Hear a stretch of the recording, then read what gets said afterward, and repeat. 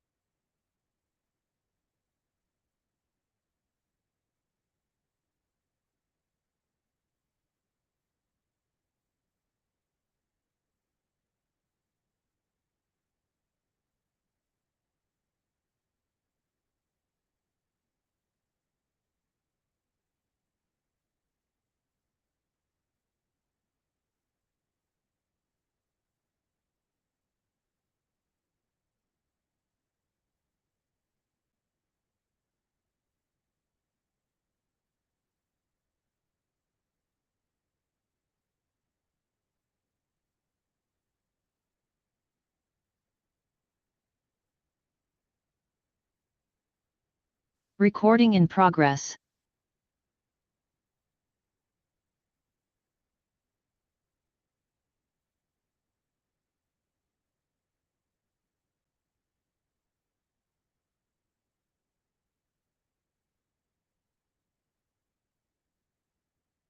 There will now be a moment for a silent prayer or meditation. Thanks, you may take your seats.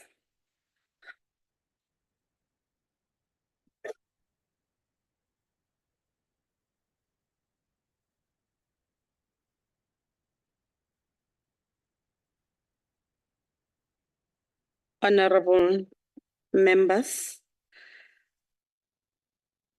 may I take this opportunity and remind you that the rules in particular, sub-rule 21, 22, and 23 of Rule 103 shall apply in this sitting. Honorable delegates, in accordance with the Council Rule 229, sub-rule 1, there will be no notices of motion or motions without notice. Before we proceed to question, I would like to take this opportunity to welcome the the Minister from Peace and Security Cluster, specifically the Minister of Home Affairs, Honorable Scriba, as well as the Deputy Minister of Home Affairs, Honorable Zoza.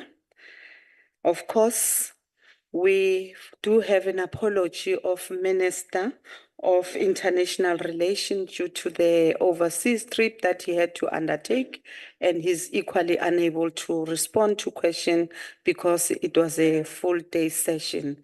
And as such, we then agreed that the Deputy Minister for International Relations, Honorable Morake, will stand in on behalf of the Minister for the purpose of this session.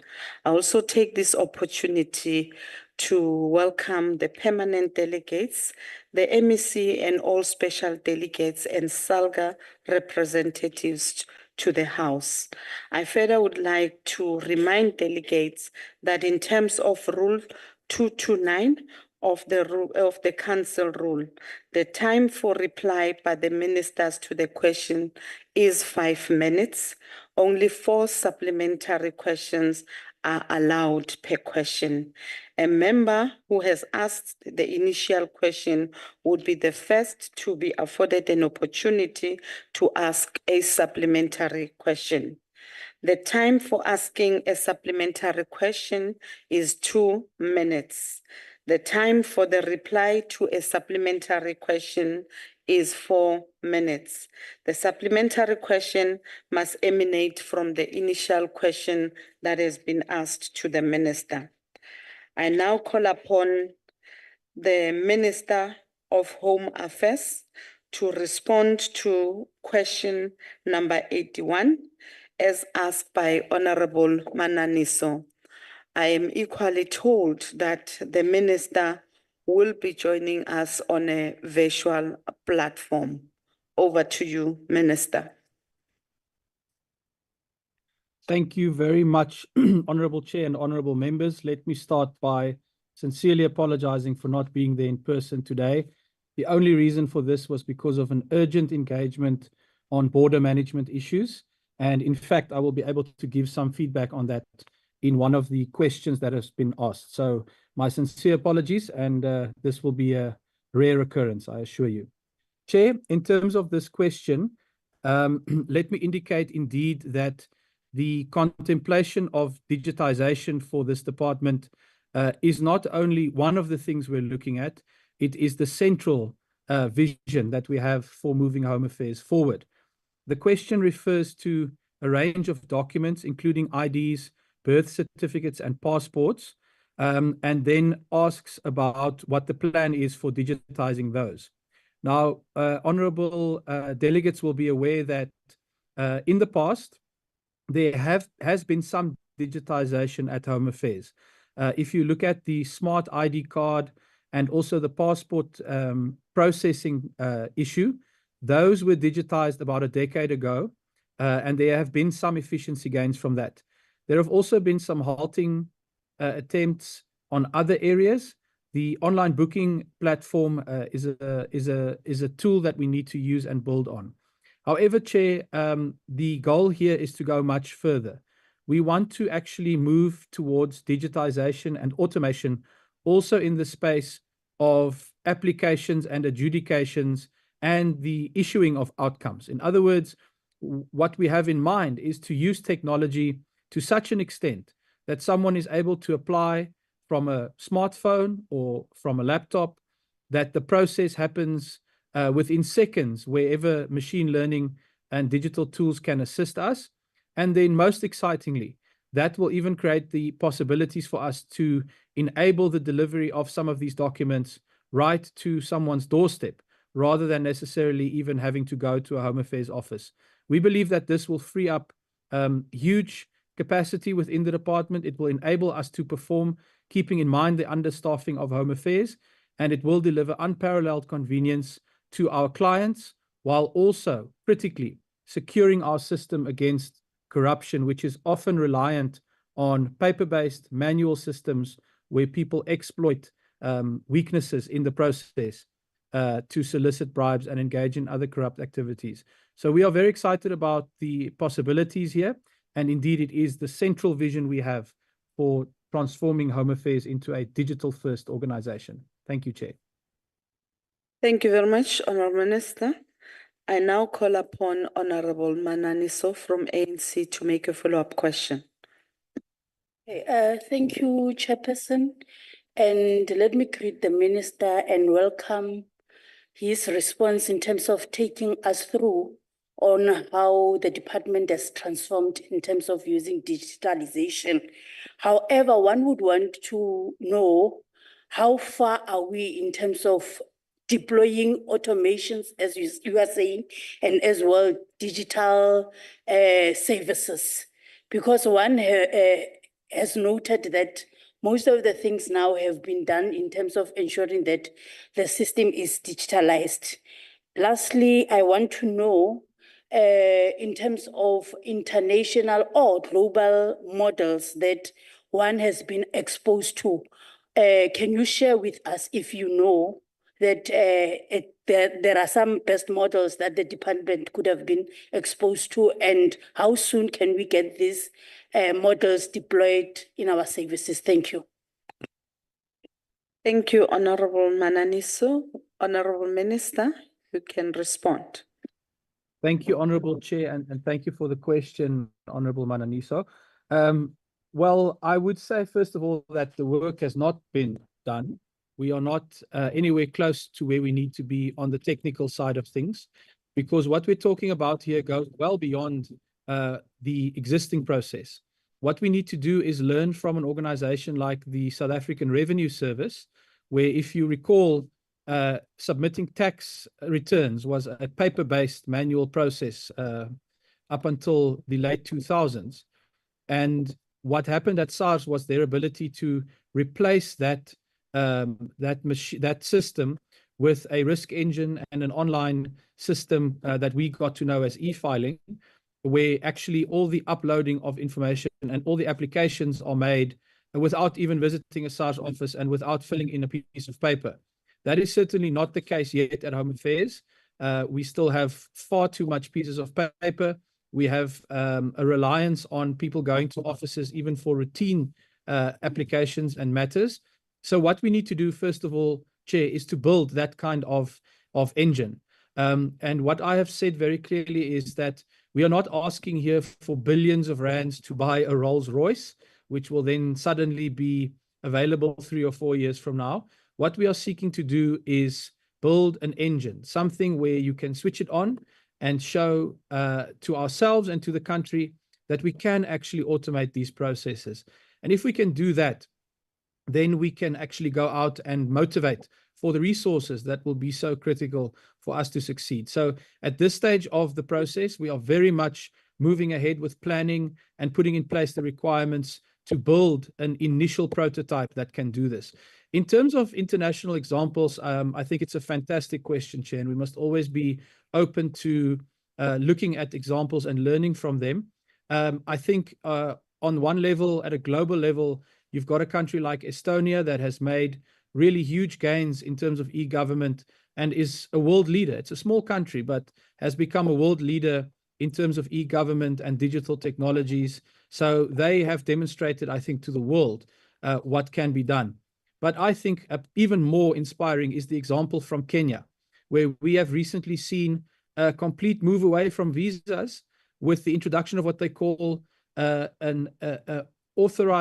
electronic travel authorization, which is a really exciting concept where you can apply online, and within a few short hours, you receive a barcode and a digital document, and you can use that in lieu of a visa. You travel to Kenya, you get your biometrics recorded.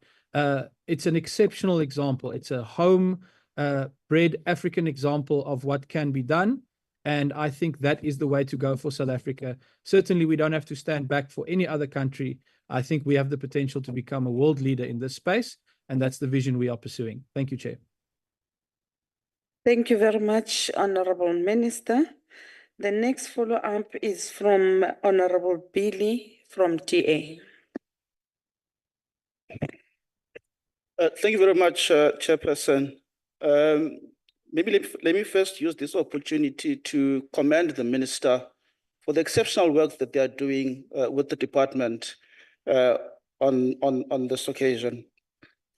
Minister, it is true that digital transformation is extremely necessary, but also it is also true that it does present an opportunity for wrongdoers, those who are involved in cybercrime, to steal people's identity and also can also create anxiety for users.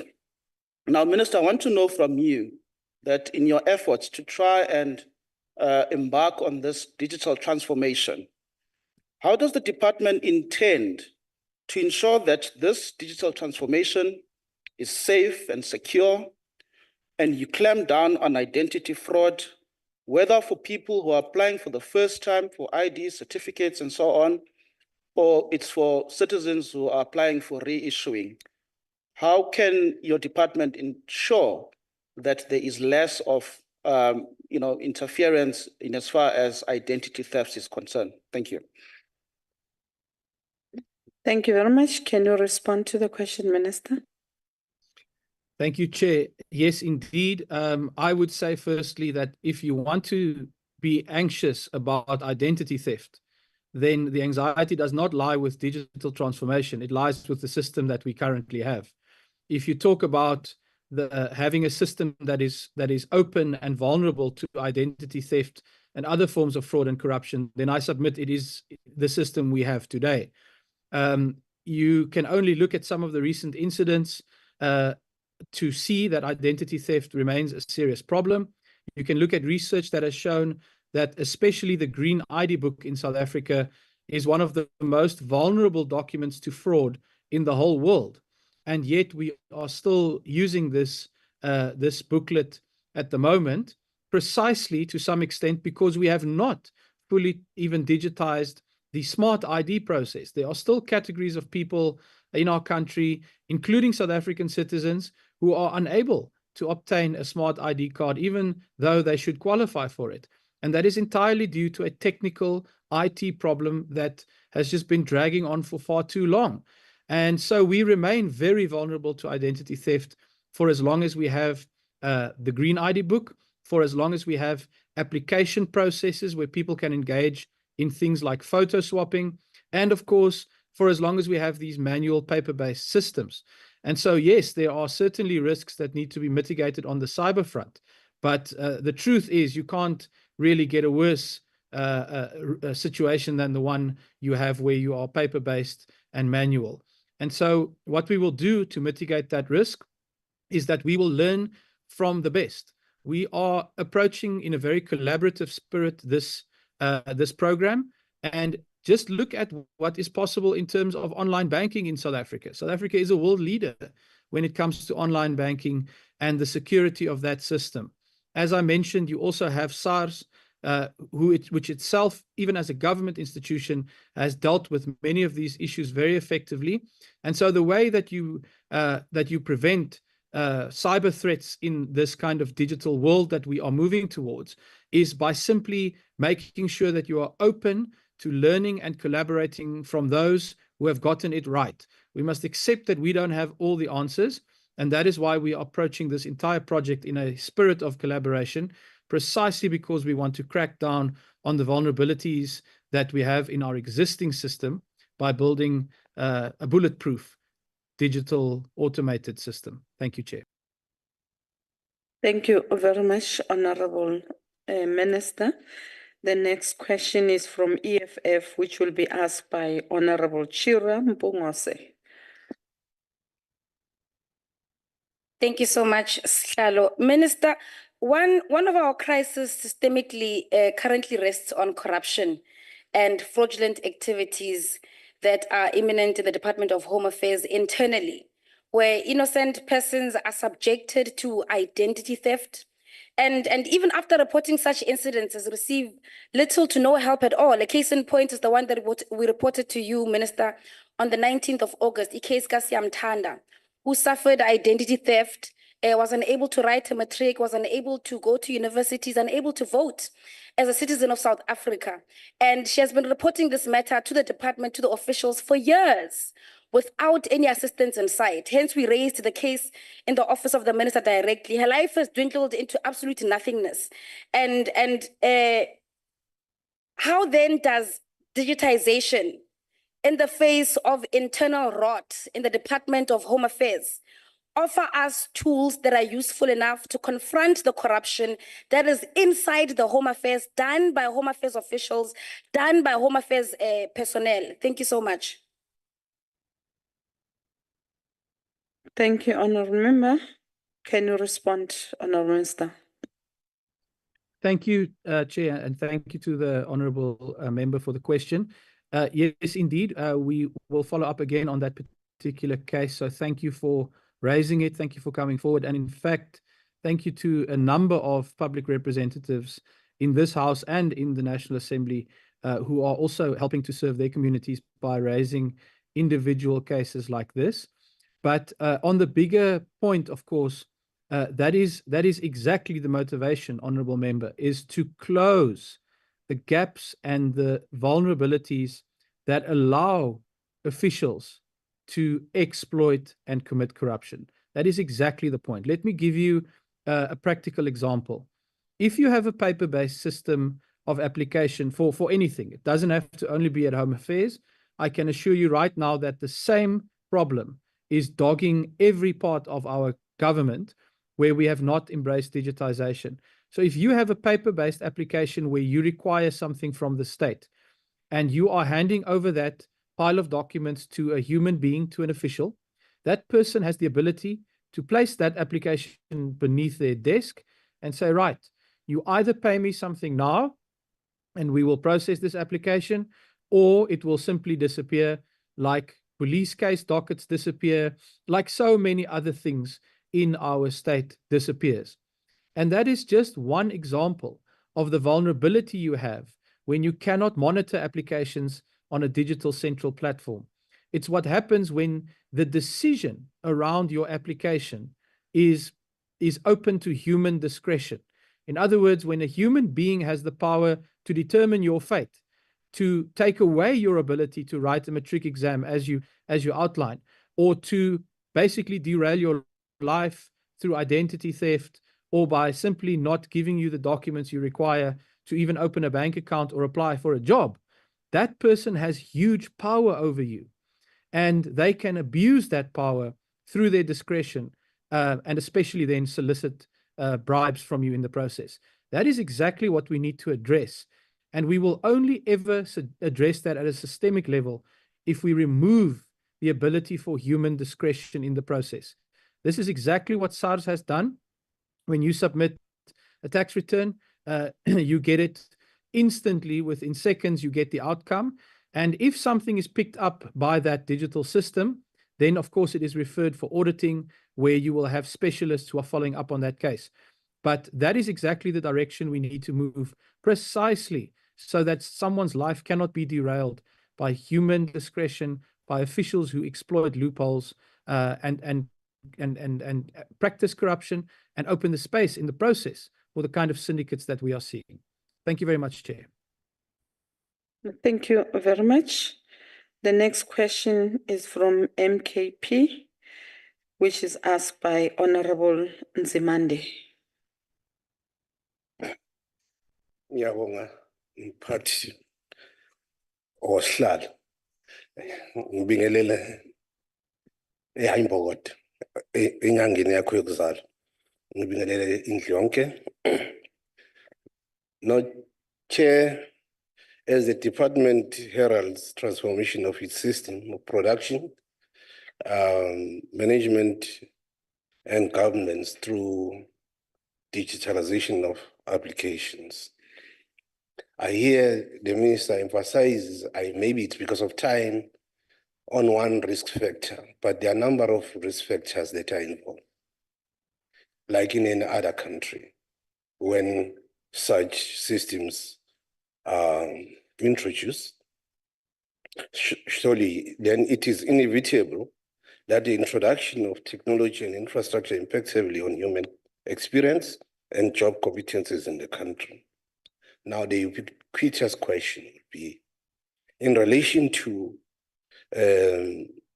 whether the department has some plans to address affordability, accessibility for part of our citizens because of high unemployment, but also because they are unskilled, illiteracy level is high, they may not be able to deal with what is being introduced. Are there plans to mitigate around that?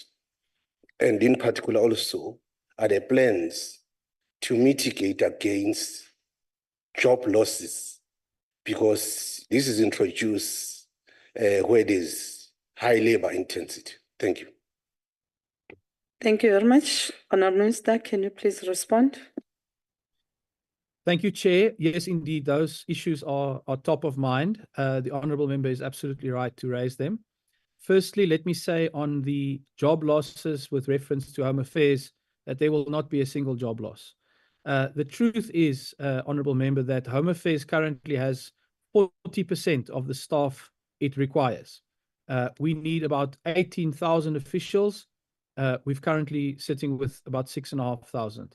You'll see the same pattern with the Border Management Authority when we get to that later. There is massive, massive understaffing. And so at the moment, one of the reasons why Home Affairs is not able to function optimally is because officials are massively overburdened. We have too few people in a manual environment to actually process manual applications in a sustainable way. And that is exactly why you're seeing, especially when it comes to more vulnerable people and people with more complicated cases that require more time and resources, that they are being actually negatively impacted by the system that exists today. And what we are saying, first of all, is that embracing technology to help with routine processes will be massively beneficial to workers at Home Affairs, because for the very first time, that 40% staff component will be assisted through technology and will be able to do their jobs as they were supposed to, and also will be able to deal with more interesting and complex matters where machines can't be involved. And again, that is exactly the model that we have from the Revenue Service, because there are still SARS officers and they still have people there that are just doing the kind of higher level work that does not require sort of routine applications and processing. Then on the second part of the question, Chair, it is absolutely fundamental that we must enhance our service delivery to the poorest and most vulnerable members of our community. And that is exactly what this project is about. Because if you are able to automate routine processes, if you are able to offer a service where people who do have access to this kind of technology can do it in a seamless way that does not require them to go to offices, that does not require them to burden officials, then you are freeing your officials to actually go out and personally and directly serve those members of the community who may either be too poor, who may be part of the 10% of South Africans who don't use smartphones, who can't afford data. You are actually serving them far more effectively, because then the officials we do have can devote themselves entirely to serving the needs of the most vulnerable, and in cases that require special attention where there are complicated factors. So this is a win-win process. And at the end of the day, that is what we are looking at to make sure that we stop the disadvantaging of vulnerable communities, and that we're able actually free up Home Affairs to hone in, zoom in, and use human resources to serve the people who need it the most. Thank you, Chair.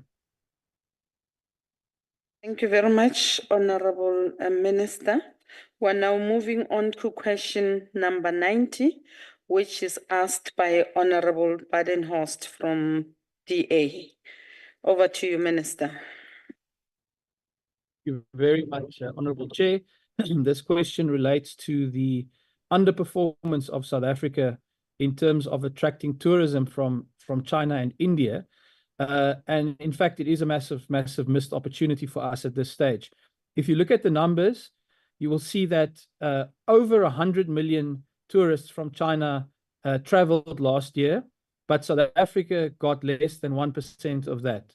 The same kind of figure exists for India as well. And these, of course, are two BRICS partners. These are two of the fastest growing economies on earth, and they are becoming increasingly important in the tourism space. So for a long time, South Africa has been underperforming, and we have launched a scientific inquiry through support from Operation Vulindlela and the presidency, as well as Minister De Lille from Tourism, to make sure that we actually understand what are the reasons for this enormous underperformance. Just to give you a sense, Chair, in a country like Australia, there is 1.4 million Chinese tourists per year. In South Africa, it's only 93,000. And we should be outperforming Australia without any shadow of a doubt. And yet we don't.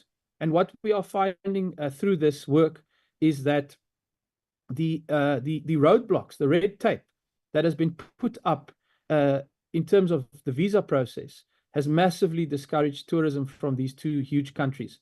And if you saw what President Cyril Ramaphosa said yesterday in China, I thought it was a really instructive statement, where he said that crime and visas are the two biggest deterrents to South Africa creating jobs in these sectors as a result of Chinese tourism and Chinese investment. And so you can see that at a presidential level, this has also been identified as a massive obstacle. Now, the good news is that we are not resting on our laurels at Home Affairs. We are taking decisive action to position this department to also play a role as a key economic enabler. And one of the ways we are doing that is through the Trusted Tour Operator Scheme that we've just announced. This scheme will come into effect in January of next year. And what it will do is it will allow big tour companies from these countries to register with the department with support from the Department of Tourism. These companies will be security vetted, they will be background checked, and then once we have satisfied ourselves that these companies are indeed trustworthy, they will assume a lot of the risk for bringing in clients and tourists.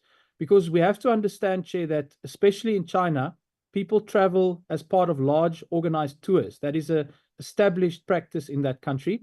At the moment, we have been struggling big time to process group applications. And as I say, a lot of red tape has stood in the way. We are now able, through the Trusted Tour Operator Scheme, to cut down on that red tape, to process group applications. And we are very excited that this is going to make a very meaningful difference in growing jobs for South Africans right here at home by making sure that we exploit the full tourism potential of our country. So I would say to honorable members, please watch this space once this scheme is implemented from January next year, because I've got a feeling that the numbers from China and India in terms of tourism, in terms of the money they spend here, and in terms of the jobs they create for South Africans in this country is just going to keep going up from here. Thank you, Chair. Thank you. We now move on to the next follow-up question, which is asked by EFF, Honorable Gerike.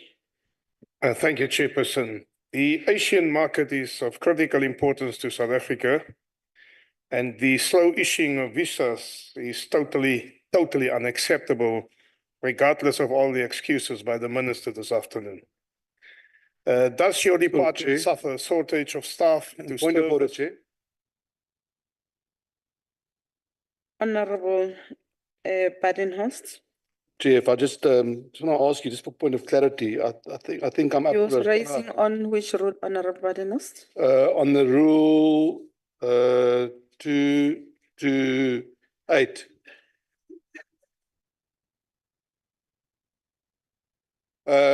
Honourable Chair, I think I'm up for a follow-up question. Sorry to interrupt you, Honourable Gerike. Can I proceed? So you can proceed. Thank you very much. Honourable Minister, thank you very much for enlightening us. And it's refreshing to see that we have a minister in this very important portfolio after it's been gutted by poor political leadership over the last 30 years. So it's refreshing to see that you are there. Can you ask the question, Honorable We congratulate you. Badenhorst? Honourable Minister, it's common knowledge that South Africa, in general, taking India and China aside, punches below our weight when it comes to exploiting the lucrative tourism market internationally. How can the Department of Home Affairs be utilized as an enabler of more tourism to South Africa in general? Thank you very much. Is that the point of order, Honorable Member? Honorable Badenhorst, can you respond to the question, and accordingly, Honorable Badenhorst, I want to indicate to you that in actual fact, that is the follow-up that you are making to the minister. I will then allow him to respond to that follow-up question. Thank you very much, Chair. Yes, there's no doubt that there's massive underperformance and that we can create tens of thousands of jobs for South Africans if we unlock the potential of tourism. In fact, there are some studies that indicate that if we increase tourism by just 10% per year, we would be adding 0.6% to annual GDP growth, which translates into tens of thousands of jobs right off the bat. So that is why it is so vital that Home Affairs plays its role, not only in terms of national security and in terms of civic administration, but also as a vital economic enabler. And Chair, you would know that the Government of National Unity has adopted an apex priority, which is to increase economic growth and create jobs. And so therefore, the marching orders to all of us is to utilize whatever we can in our departments to contribute to that apex goal of creating jobs. And I think in Home Affairs, we are very much committed to that, and we are going to do exactly that. And we will do so through visa reform. So the Trusted Tour Operator Scheme, as I say, will contribute substantially. But I must make it clear as well, honourable members, that this is an interim measure. This will immediately help from its rollout next year to boost tourism from these countries. But what we must ultimately do is reform the entire visa process to simplify it, to make it much more secure against fraud and corruption, and to ultimately then be a welcoming destination for tourists from around the world. Again, if you look at the Kenyan model, an African nation that has embraced the potential of tourism through a very, very comprehensive visa reform, we really can do the same. And we can make it secure and easy for people to come to this country, spend money here, and then go home and tell their friends and family about it. That's the vision that we need to unlock. And again, digital transformation holds the key so that someone is able to conveniently apply online, have an application assessed very quickly, and receive that outcome in a digital format that they can use very easily. It all can be done. It's all within our reach. What we need is the political will and the cooperation to make sure that we realize that particular vision, because the benefits for South Africa will truly be enormous. And we can become a world leader in tourism if we reform our visa system and make it attractive for people to come here. Thank you, Chair. Thank you very much, Honorable Minister. There's a follow-up questions from EFF, which will be asked by Honorable Gerike. Yeah, Chair, before I get to the follow-up question, can I also raise on point of order in terms of Rule 228? If a point is frivolous and it's not a point of order, then we expect you to rule on it and to say it is not a point of order, like in the case of Honorable Badenhorst now. It was not a point of order. It's a waste of time and it is meant Honorable, it is meant to Honorable Gerike, Yes, Honorable Gerike, yes, I've afforded you an opportunity yes. to ask a follow-up question. You can check your rules. Rule 228 speaks precisely to that. And therefore, how you've started to rephrase his follow-up question, the reference is correct to what he was supposed to do. And accordingly, you are being afforded an opportunity to ask a follow-up question with regards to Rule 228 as Yeah, well. but- Can you shoot to your follow-up I question? will shoot to the follow-up question, Thank but you. you should not be intolerant when we raise points of order. Point of order, Honourable The Chair. point is here that we cannot. Honorable interrupt. Gerike, Yeah, can you take your seat? Yeah. In the meantime, let's hear the point of order from Honorable Badenhorst. Honourable Chair, I raise on Rule 61B. No delegate may deliberately make a statement which the delegate knows to be false. I did not make, you ruled now that my point of order was not frivolous, and he said my point of order was frivolous, so I'd like him to retract that, please, Chair. Honorable Badenhorst, I didn't hear that. I will have to consult the Hansard and accordingly respond to in the next sitting. Over to you, Honorable Gerike. yeah, okay. Thank you, Badenhorst. You belong to the GNU, so you will always win. But you must wait until we come back. We get ready. Honorable Gerike, can you please address The heat the is House on. through the We will chairperson? not. What you are doing is just out of order. Chair, Please, I've afforded you an opportunity to ask I a am question, getting to my question, not Chairperson. to respond to Honorable Badenhorst. I've made a ruling in that regard. I am getting to my question. Please get to your point. All You right. must ask the minister. I am getting to my question. The question is that the Asian market, I'll challenge you, I'm telling you. The Asian market is of critical importance to South Africa. Chief Whip, I expect you to stand up for me also, thank you. The slow issuing of visas is totally unacceptable. Does your department suffer a shortage of staff to service the Asian market? And if so, does the department have plans in place to address the issue, and by when? Thank you very much. Thank you. Thank you, Honorable Gerike. Voorzitter. Chairperson Badenhorst, Honorable thank you. Minister, can you please respond to Honorable Gerike's questions? Thank you, Chair. I'm happy to do so. Yes, there's no doubt that the Department of Home Affairs is significantly understaffed. As I outlined earlier, we're currently functioning with 40% of the staff complement that we are supposed to have. That has been the outcome of many years of poor financial decision-making, where money has been allocated for bailouts and many other things, and not for critical functions like Home Affairs. And that has led indeed to a very serious problem that we must now address. Now, we could either wait for money to start growing on trees, or we could look for other ways in which we can make up that shortfall. If you're an organization with 40% of the people you need, the question is, how will you get to 100%, especially in an environment where the fiscus is very severely constrained?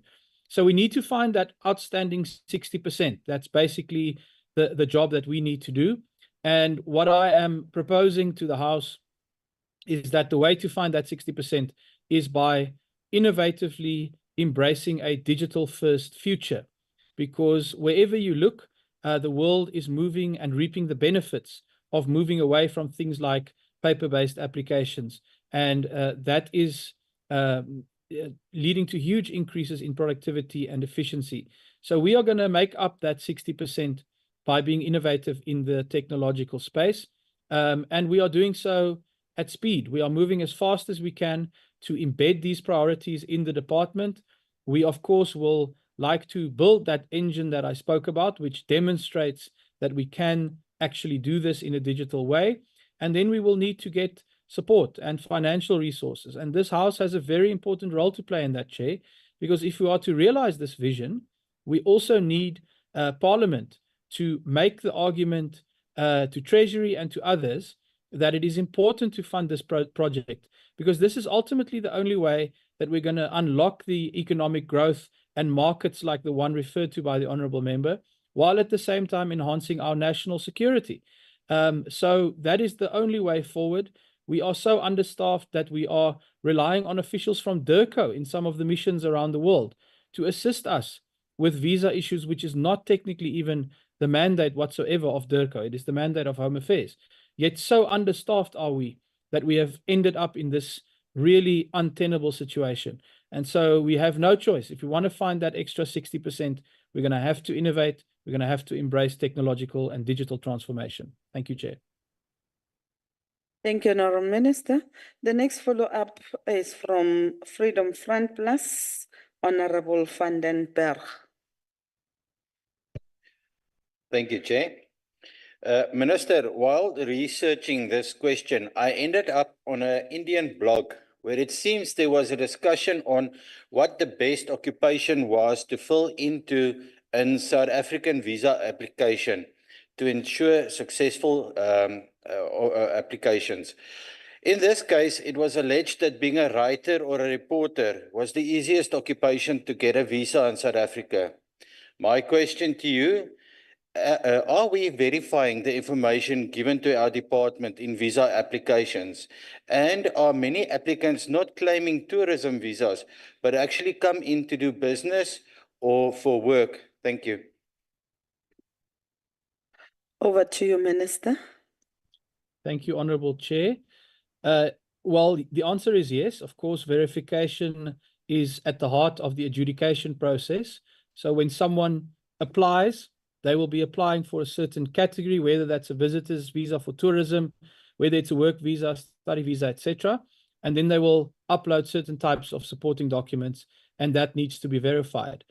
But here's where the rubber meets the road, because if you have a situation where you are relying on an overburdened staff component to verify this information, and especially if it is a manual process, then you are opening up gaps for people to engage in fraudulent activity, or indeed, as you say, approve one category of visa when it was actually meant for something else.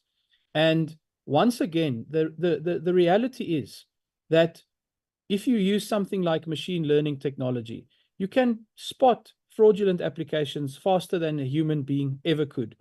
Equally, if you are plugged into some of the various databases that Home Affairs needs to verify from, so for example, Department of Trade and Industry, the CPIC database, if you look at the Department of Labour, as well as the Department of Higher Education, if someone were to claim a certain kind of qualification or a certain company registration, we would be able to instantly check whether such a company exists, whether such a person is associated with it.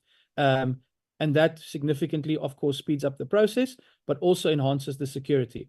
So there can be no doubt right now that for as long as we're sitting with manual paper-based systems, that the verification process itself is one of the vulnerabilities in the system, because it's subject to human discretion, as I said earlier.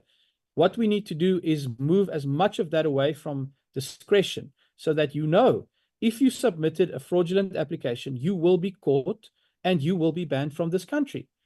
But equally, if you submitted a legitimate application, for example, for a tourist visa, you mustn't be in doubt about the fact that you will get it. So that predictability, ensuring that honest applicants know that the system will treat them fairly and they will be able to come here to bring their money, their tourism dollars, their skills, or their investment, must be done. And at the same time, that people who try to defraud the system will know that they will be caught. And that's exactly the space into which we would like to move as fast as we can. Thank you very much, Chair. Thank you very much, Minister. The last follow-up question would be asked by ANC, Honorable Medupe. Thank you very much, Chair. Honorable Minister, let me appreciate the point that you have alluded earlier on with regard to your acceptance to the fact that you don't have all the answers, or your department does not have all the answers. I strongly agree with you that one, firstly, working together with your deputy minister would actually take you somewhere, and including your other government departments that need to play a role in ensuring that your department deliver its own mandate. So working together is quite a very important thing. I'm mentioning this, honorable member, honorable minister, mainly because you've got a deputy minister who has been in your office. There are men and women who have been in those offices. To a larger extent, they have delivered services to the South Africans, and that cannot be unnoticed. We can't turn a blind eye for the work that has been done by men and women who occupied that office before. Honorable Minister, as we have explained the visa, as we have explained that visa is a critical, e-visa is a critical tourism component of our, it's critical for tourism component of our economy. The following question arises. Honorable Gerik asked this question, and I'm going to ask this question because during our interaction with the Department of Home Affairs, it was a matter that was raised sharply by the members of the committee with regard to the plans that are there, whether the department has got plans to roll the e-visas as a universal mode of service. Honorable member, your time is up for the question. Thank you, Honorable Chair. I will reduce them to writing. Thanks. Please, Honorable Member, be mindful of time. Don't make a preamble. Just go straight to the question. If you were to do that, just try and shorten it up so that you can zoom straight to the question. We are now moving on to the next question, which is question number 91, which is asked by the EFF member, Honorable Inga, to the Minister. Over to you, Minister.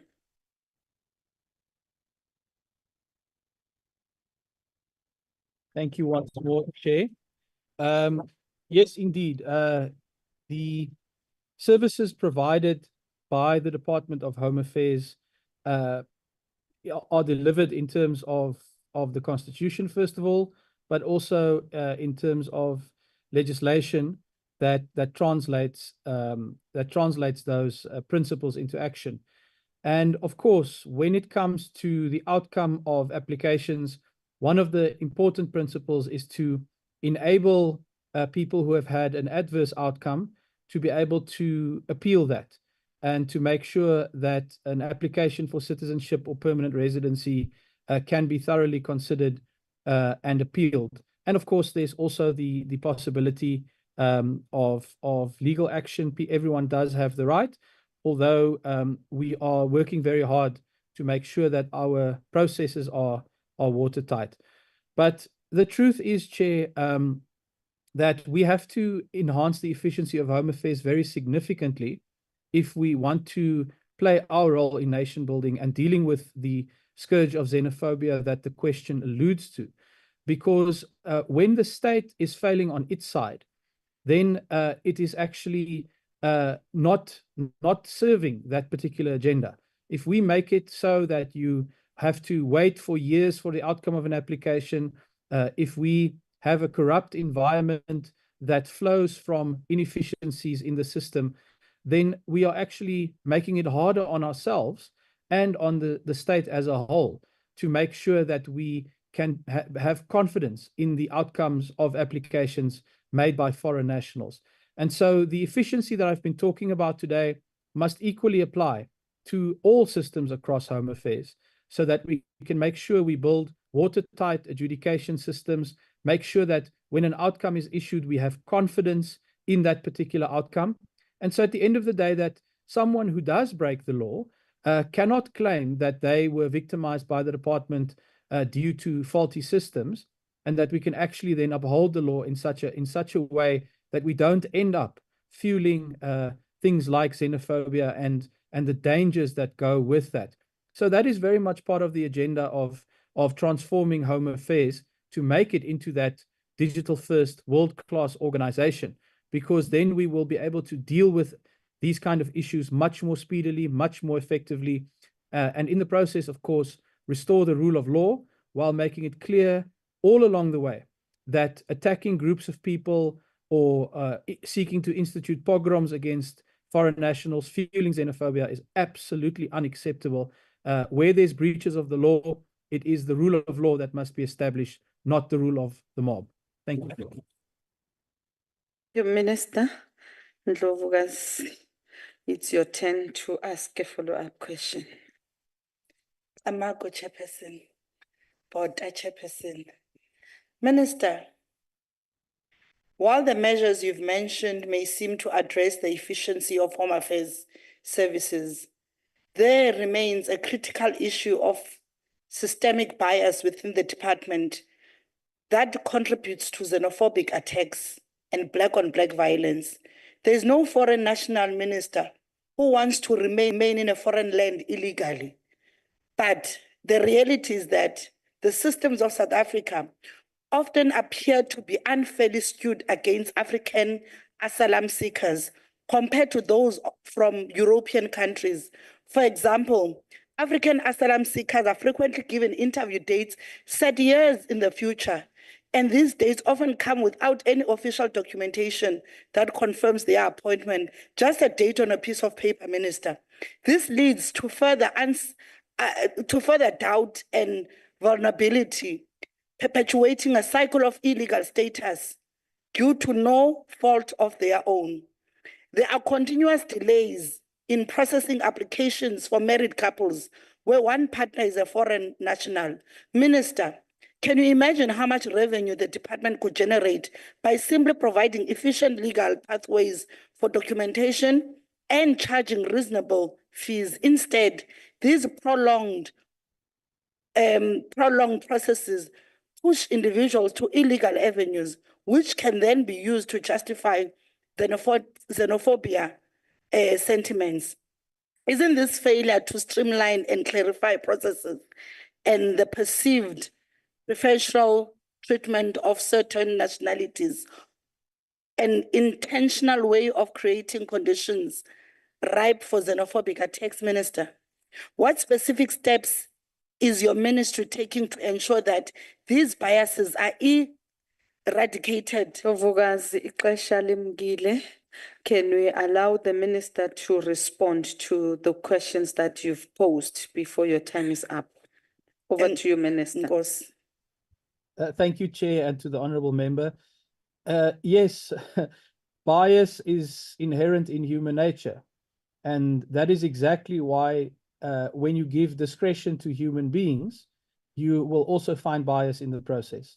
So again, I go back to the point that we must remove the space for bias, for discretion, because indeed it is something that creates the space for corruption or for the kind of bias that you are describing. And we will best do that by the embrace of digital technology. I think it's important to say also, Chair, that this is exactly why there is such a big focus on backlog eradication. The issue of appeals on asylum seeker outcomes has created huge backlogs. And I've said before to this House that we need international support as well to help us with managing that. And that is a message that I will continue to drive in those forums to make sure that South Africa and Africa in general is not left behind by international institutions, because by its definition, migration, asylum seeking, refugees, these are all international issues, and we will require support in clearing these backlogs. But we are certainly getting the message out there very strongly in the department that we have to deal with our backlogs if we are to get ahead of these issues. The honourable member raises the systems at the refugee centres. This is something too that I'm concerned about, and we will be looking into that booking system in finding ways to not only speed up the appointments, but to not have a system of insecurity there. So we are looking at that, honourable member. Chair, if you'll allow me, I must, however, just make an observation. And I thought the questions from the member now were really well considered. But it's often difficult to respond to questions from the EFF because, you know, the last time we engaged in this house, there were all kinds of claims about, you know, people mustn't come into this country. There were claims made that extending the concession for people who are awaiting the outcome of visas, including in cases where they had applied for spousal visas, was somehow wrong or unacceptable. And now the member from the EFF raises this as an issue. So I mean, it's often difficult to follow, you know, where this party comes from in their questioning. But I thought this one today was at least a sensible one that we could deal with. Thank you, Chair. Thank you very much, Honourable Minister. The next follow-up question is from the Honourable Nkosi Nkonyana. Deputy Chairperson and honourable members, thank you very much, Honourable Minister, for your response. And I must also congratulate you for having taken over the department, which is a well-oiled machinery from Dr. Mutsoledi, who has been in charge of that department. And it's gratifying to see that you are now on course to pursue the challenges that have been besetting that department. And having said that, I must also indicate that we have noticed that you have that we congratulate your department for digitizing the Zimbabwean exemption permits application processes as reported in the media. However, my question therefore arising from that, Honourable Minister, is there any plan to broaden the digitization to cover all aspects of applications for asylum seekers, visas, work permits, and citizenship? If not, why not? If so, we would appreciate if you can share details in this regard. And thank for really congratulating the EFF to come to its senses. Thank you so much. Thank you, Honourable Nkonyana. The Honourable Minister, your response. Thank you very much, Chair, and to Nkosi, consistency is already, I can see your trademark, so no need for concern there. Chair, yes, indeed. So the answer to the question is absolutely a resounding yes. The first step, and it's a small step, let's be honest about it, but it's meaningful, is that we have now moved towards the issuing of waiver outcomes, starting with the ZEP applications in a digital PDF format. Now, just to give a sense to the honourable member through the chair for why that's important, is you can imagine when we're sitting with, in this case, it was over 60,000 of those applications. If you have to print them, just think about all the pieces of paper. Just think about the logistical issue of getting those pieces of paper to the right offices. Then think about the time lost to applicants who have to go to the office to pick up this piece of paper. And you can see the efficiency gains if you are able to issue those digitally.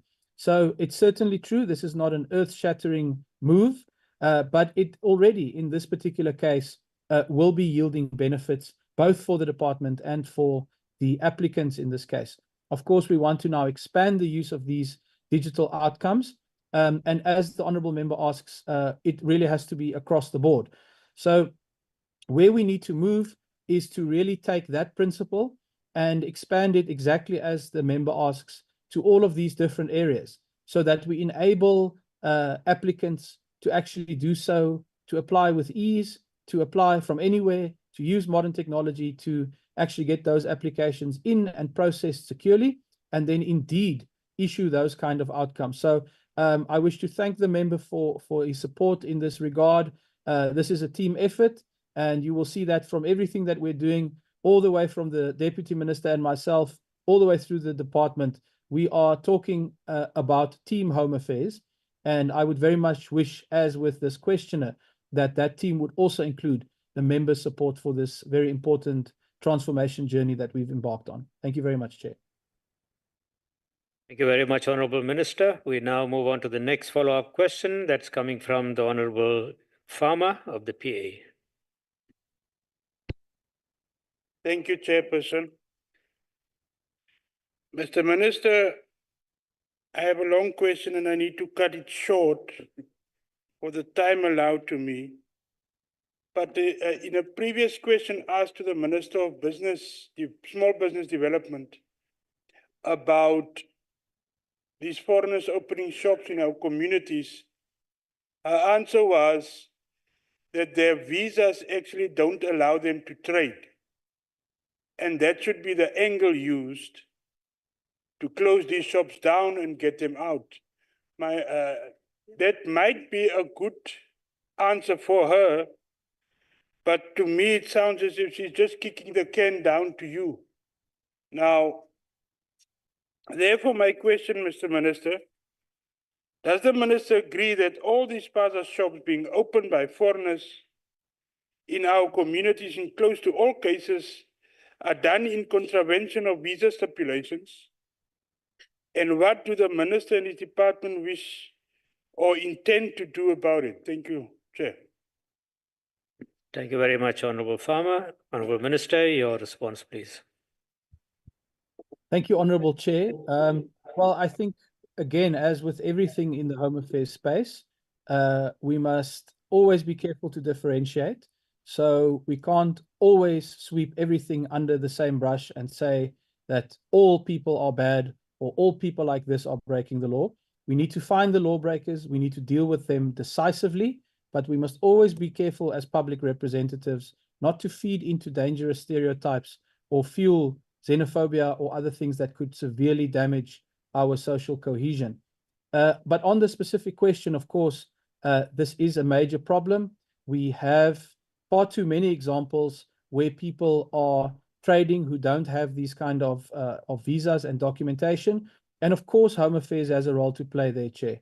But I think it's very important to emphasize that what we have been seeing recently should really encourage South Africans who are really desperate for the rule of law to be restored. Because if you look at some of these major operations that have been conducted, including recently in eThekwini, where you are seeing the police, you are seeing Home Affairs, you are seeing various other government departments cooperating in these raids to in fact, restore the rule of law in this space. Those are yielding the best results. And let me tell you why. When the Minister of Small Business responds by pointing at visas, it's because the Ministry of Small Business is one link in the chain. The Department of Home Affairs is another link in the chain. The Department of Labor is another link in the chain, as of course is the police. And when you have one of these links not part of a particular operation, you will have problems. Because Home Affairs, for example, we are able and authorized to verify any particular document, but we are not able to act as the Department of Labor to make sure that someone who is employed illegally, for example, is held to account. That is not our function. And of course, equally, it goes for the functions of the police. So each of these departments have their own particular function, and Home Affairs is part of that chain. But if you have any of them absent in the process, that's where you often have very frustrating outcomes where, for example, Home Affairs could identify these people, we could detain them, but then we hand them over to the police for processing, and that doesn't happen, and they're back out on the streets. This is the most frustrating thing we are facing. However, I'm really encouraged by the operations that we are seeing recently. Chair, you'll be aware that from Home Affairs side, we have increased our inspections by 50% in terms of our updated annual performance plan. And most encouragingly, a lot of those operations are taking place jointly with other law enforcement agencies, including very recently, right there where you are now in the city of Cape Town, where even local law enforcement went with Home Affairs and with SAPS, and we were able to make decisive interventions. So that's really the way forward. Collaboration across departments is how we will systematically send the message that while we welcome people in this country who follow the law, who want to contribute to South Africa, we have zero tolerance for those who break the law or disregard South African Constitution and our immigration system. Thank you, Chair. Thank you very much, Honourable Minister. And whilst we are dealing with the matters of Home Affairs, I'm just been informed by the Chief Whip that it's Honourable S.N. Lovo's birthday today, and we want to wish you a very happy birthday and all the best for many, many more years. Thank you very much. The next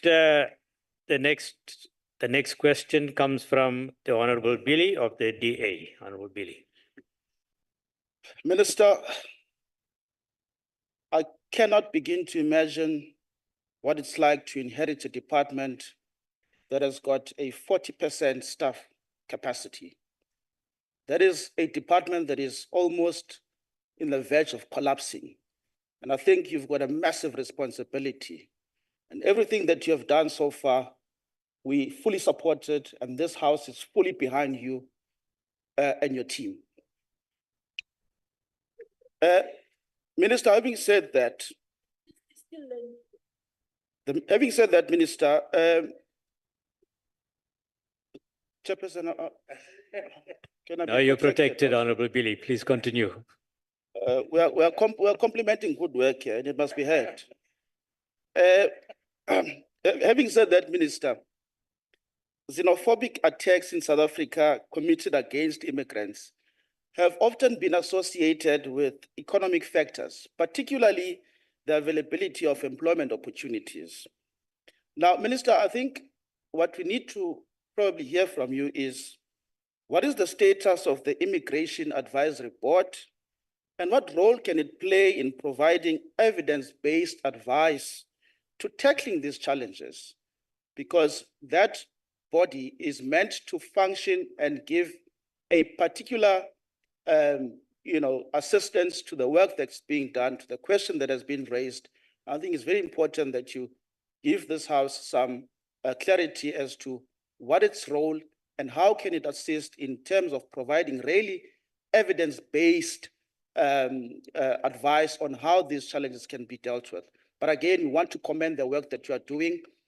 We know that it's not easy, but you have shown that with this new, refreshed approach through the GNU, we've got full trust in the work that you are doing. Thank you very much, Honourable Billy. Your time is up. This House fully supports you. Thank you. Honourable Minister, your response, please. Well, thank you, Chair, and thank you to the Honourable Member for those words of encouragement. Of course, as I say, this is a team effort, and so it is wonderful to see the support from members of this team, whether you sit in government or in the legislature. We will have to work together to make this vision a reality. Chair, yes, the Immigration Advisory Board process is underway. There, if I'm not mistaken, are 2 days left for applicants to submit their nominations. And of course, then we will go through a rigorous and merit-based process to ensure that we appoint persons to this board who can assist us with working through the many challenges we face in the immigration space. So if you look at the Immigration Act, the board is actually a product of that act, and it has some very specific functions in terms of advising the minister on immigration-related matters, looking at regulatory reform, and also dealing with matters that are referred to it by the minister for advice. So one of the things, Chair, you will recall in my initial speech to the NCOP was to say that we have to build better stakeholder relations because there's been quite a lot of hostility towards the Department of Home Affairs. And I think we're making progress, but the Immigration Advisory Board, I think, will assist us even more to make sure that we actually provide a listening ear to stakeholders in society, people who have expertise, who can contribute to us making sensible policies going forward and dealing with some of the issues that we are facing in this environment. So indeed, I mean, one of the other key principles, if you look at the Government of National Unity Statement of Intent, is a commitment to evidence-based policy making. That is very important in this space as well, to make sure that we make decisions that are based not on emotions or politics, but really on rational evidence that is presented to us in terms of how we can handle the many challenges we face. So I'm very excited about the role that this board can play to help move us in the right direction. And indeed, as the Honorable Billy says, to make sure that we strengthen the social fabric of South Africa rather than fraying it. Because the truth is, issues like xenophobic hatred and violence are whole of society matters. They involve, as he mentions correctly, the economy. And that's why I say it's so important that we all do what we can to create more jobs, because that will create more opportunities and relieve some of the tension. It involves law enforcement, as I said in response to the previous question, to make sure that we actually restore the rule of law, and where people are coming into the country illegally or breaking the law, that they are held to account. So this is really a challenge for all of us to strengthen our social cohesion. But I do indeed believe that the Immigration Advisory Board will have an important role to play in providing us with that evidence-based policy-making guidance we require. Thank you very much, Chair.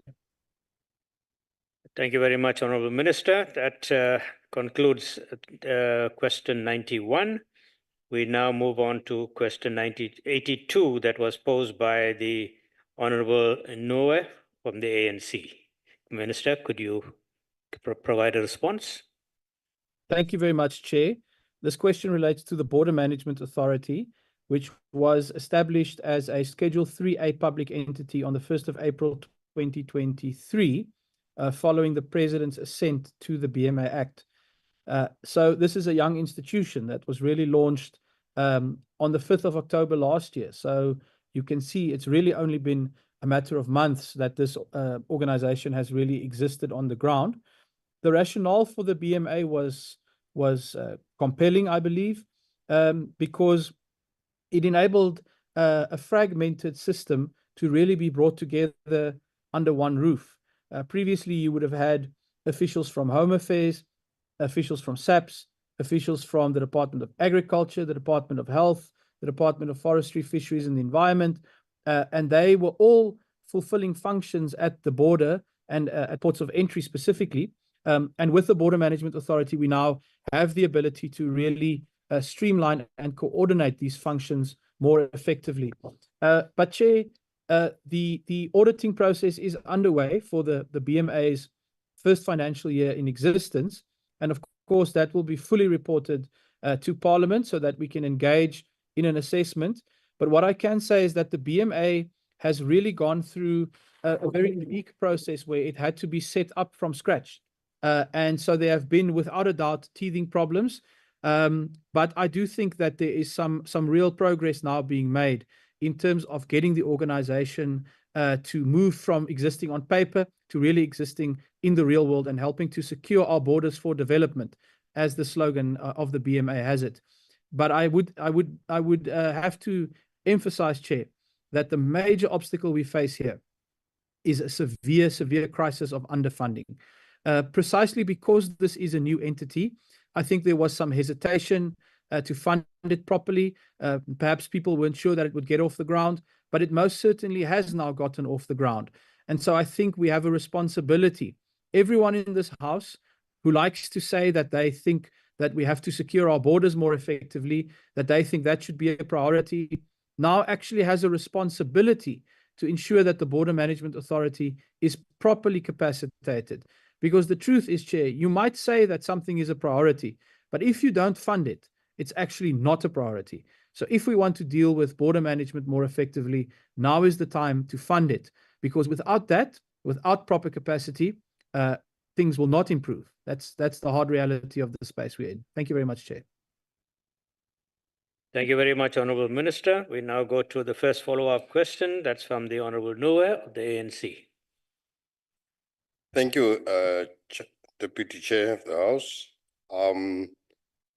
I think I will follow up also, Deputy Chair, in appreciating the minister for not letting the ball fall to what he found in the office. He's raising the bar to make sure that things continue to run well. And furthermore, Deputy Chair, I want to agree with the minister that indeed this is a growing baby that needs to be taken care of. However, I will also like to appreciate the significant strides that is made by the Border Management Agency in pushing back the pockets of lawlessness and criminality at our ports of entry within the very short space of time, as the minister has alluded to, since it was established. Honorable Minister, as you will know, dealing with the unlawful entry and exit at the port of entry can be accomplished with ease, but the critical challenge lies with the rivers that separate South Africa and the SADC countries. The countries and the fences that are erected for security, which are unmanned and unsecured, including the mountains that borders where I come from and Lesotho, the neighboring country. The following up questions that therefore arises, Minister. One is that the current human and logistical capacity of the border management border guards, are they equal to this mammoth task? Two, what are the envisaged partnerships with other sector departments in the security sector? The minister will now respond if he sees the need to respond. What are the medium long-term priorities? Thanks, Deputy Chair.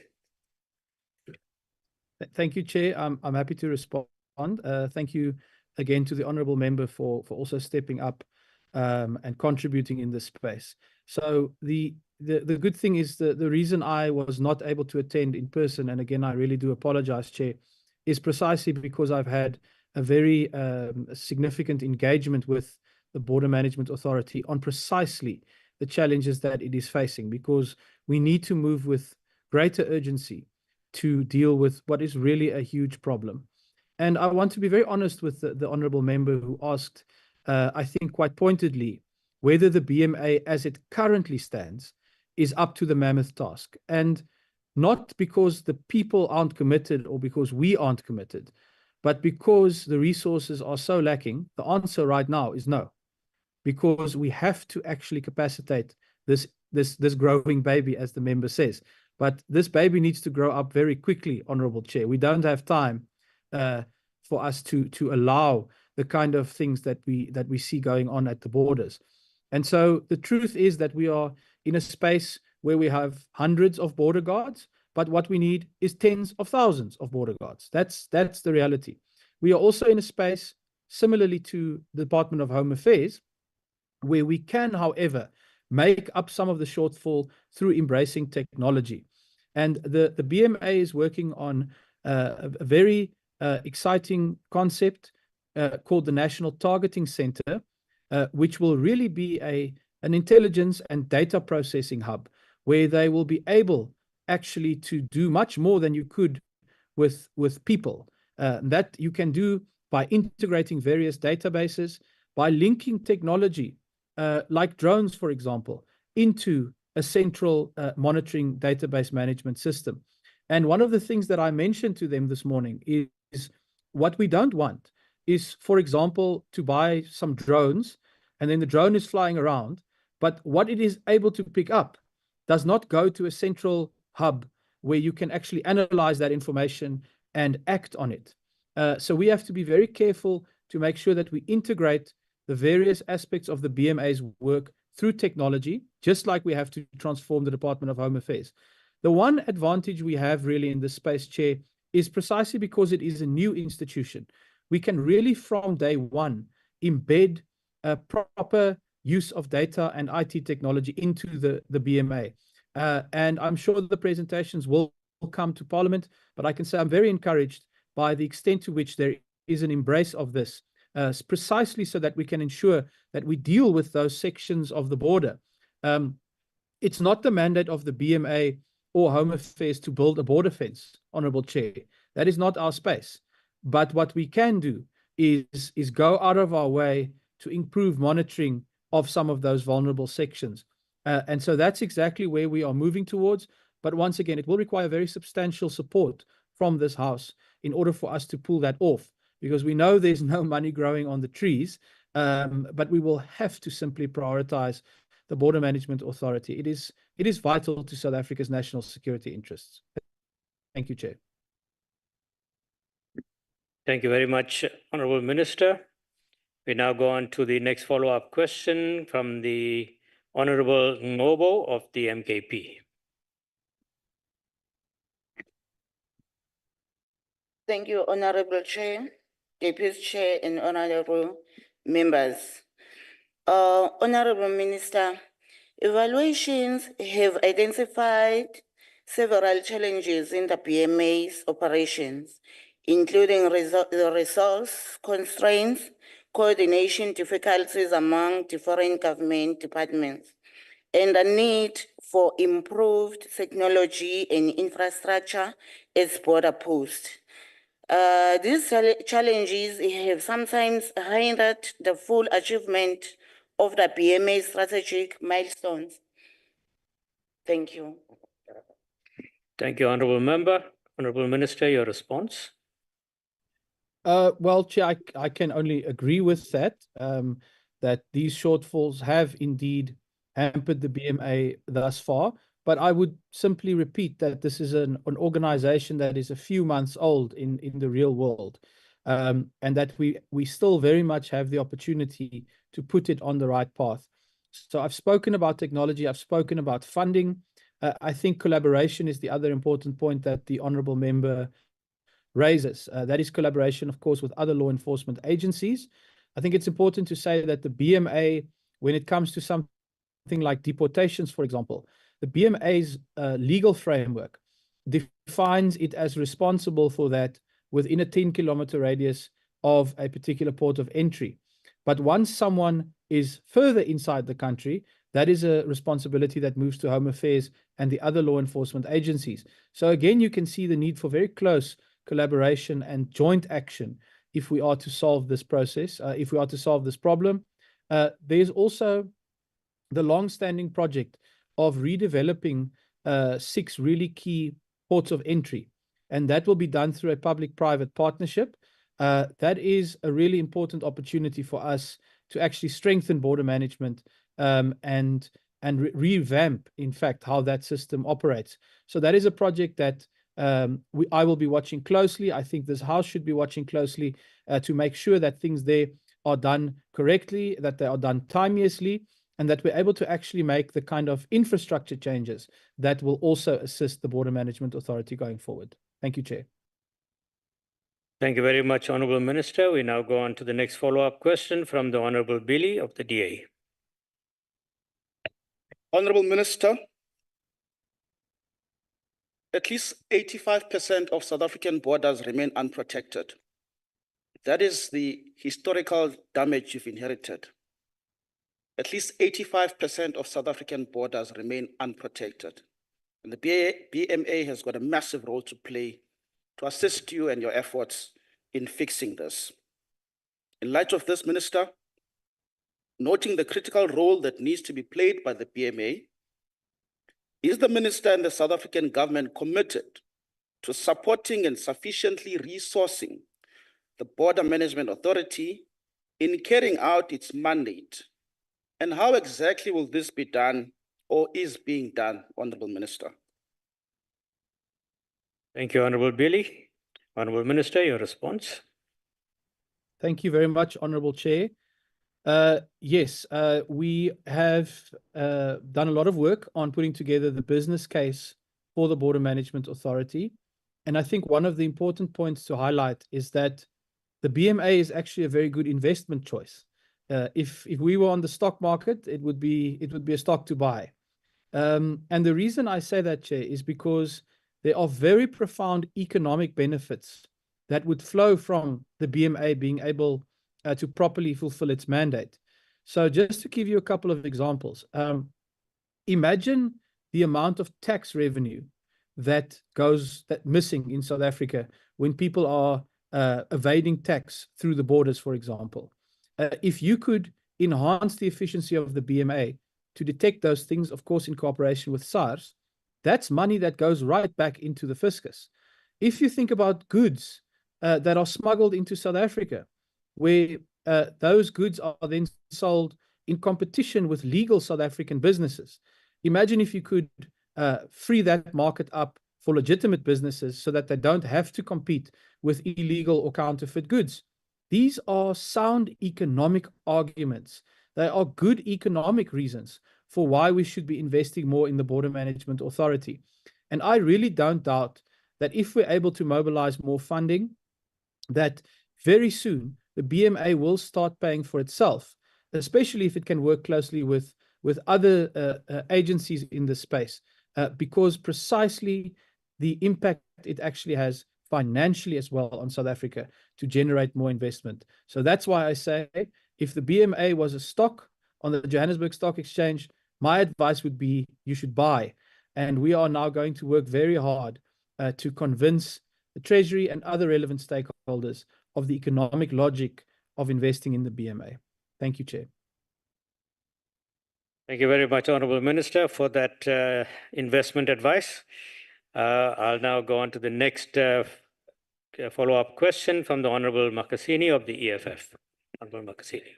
Thank you, Chairperson. Let me start by congratulating those officials who are trying their best to work in this complex department, like Usbongile Kunene, Nomatuma Moleleki. Home Affairs is ineffective department, Minister, with a lot of corruption and is not effective. What measures have we put in place to raise the capacity of the officials at the border post, except the plan and the investment that we want the plan that we are planning?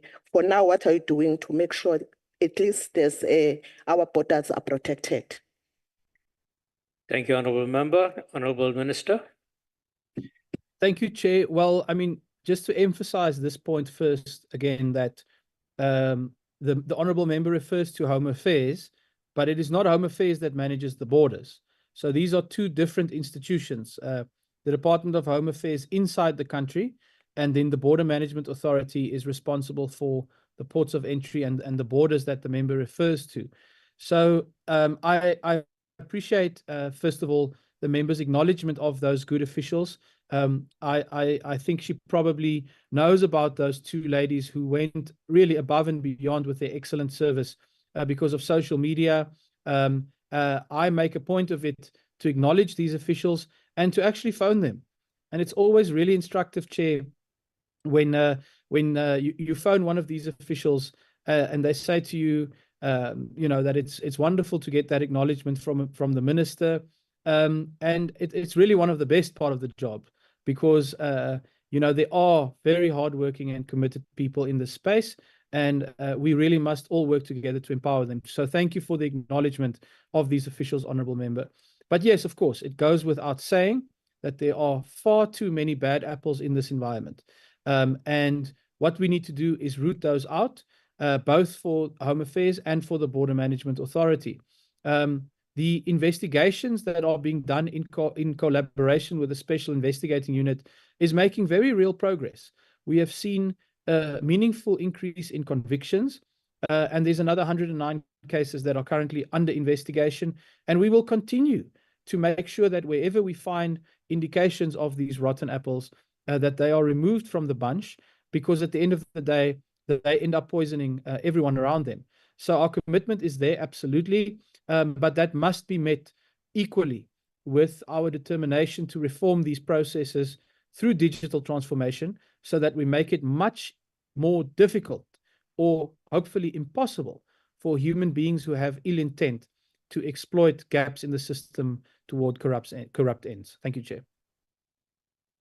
Thank you very much, Honourable Minister. And now we are done with the question 82. We move on to question 75 posed by the Honourable M.M. Peter of the UDM. Minister, your response. Thank you very much, Honorable Chair.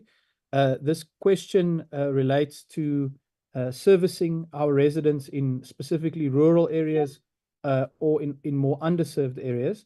And as I said earlier, this really is a key priority in everything that we do. So first of all, the mobile trucks that the department has is a very valuable asset because it enables us to reach some of these far-flung areas and bring those services to communities. And every month, you will see Home Affairs in a different province for 1 week, rolling out specifically focused programs. That is in addition to the mobile trucks that are moving around the country constantly as part of the day-to-day operations. So these trucks are making a difference. But again, Chair, we need to go much further to actually free up the department so that it can focus and really zoom in on underserved communities. And that's why I say at the moment, even with the use of trucks, even with expanding into malls, for example, you know, despite all of these efforts, when you have an organization that is so very understaffed, you are not actually getting to all of those who need you the most. And so that is why we really need to have a better system to manage routine applications for people who don't really need to come to a Home Affairs office, so that we can free up those resources to serve underserved communities. It's also really important, Chair, to highlight the work that is being done to ensure that hospitals, for example, have access to early birth registrations. And I must thank the Deputy Minister in this regard. He's really passionate about this space and doing a lot of work there to make sure that we get our children registered early on, because that is something even in a vulnerable community, and perhaps especially there, that serves those children very well later in life, because you make sure that they're able to obtain an ID and that they're able to access economic opportunity moving forward. So these are some of the interventions that we are making, but I would be the first one to say, Chair, that we have to be innovative and free up more resources to do more of this. And the best way to do that is by automating routine processes for people who can afford it, for people who've got access to technology, so that we remove them as a burden from the system and we can really zoom in on our most vulnerable members of communities. Thank you. Thank you very much, Honourable Minister. Yes, Honourable Member. Can I just rise on Rule 66 on a point of explanation, please, if you allow? Okay, go ahead. The rule says during a debate in the council, a delegate may be allowed to explain a previous speech, but only when and to the extent that the speech has been misquoted or misunderstood in a material respect. Now, the Minister has just mentioned that the Border Management Authority doesn't fall under... I'm sorry, Honourable Member, this is not a debate. It is a question and answer session. So it's not appropriate. Okay. Okay, please take your seat. Thank you. No. Could we... Understood. Can I ask you to call Honourable Badenhorst to order, please? No, please, I'm calling you to order. No, but I say you must call this man to order, please, sir. Take your seat. Thank you. Can I now go on? Could I go on to the Honourable Peter for your follow-up question? Molo Mhlekazi, Molo Sihlalo wendlu, Deputy Sihlalo. Ndizawuthetha isiXhosa ke namhlanje Sihlalo. Okokuqala, when the GNU sneezes, the entire of members catches cold. Kutheni ndisitsho Mhlekazi? I just want to ask Minister, ingaba Mhlekazi ngokufika kwakhe kule department yaka Home Affairs ufike nemodel yakhe entsha na, okanye ufike imodel ikhona? Now xa efike ikhona imodel, yintoni lintsha azawuyenza yena Minister? Kodwa ukufika nemodel yakhe, ndicela into yokuba a speed up i-service delivery. Ayitarishe ezi traka zihamba. Point of order, Chair. Sorry, Honorable Member, could you please take your seat? Yeah, I think it's highly unlikely that the minister's got translating services at hand. I think I will leave that to the Minister. I'll leave it to the Minister to tell us whether he does or doesn't.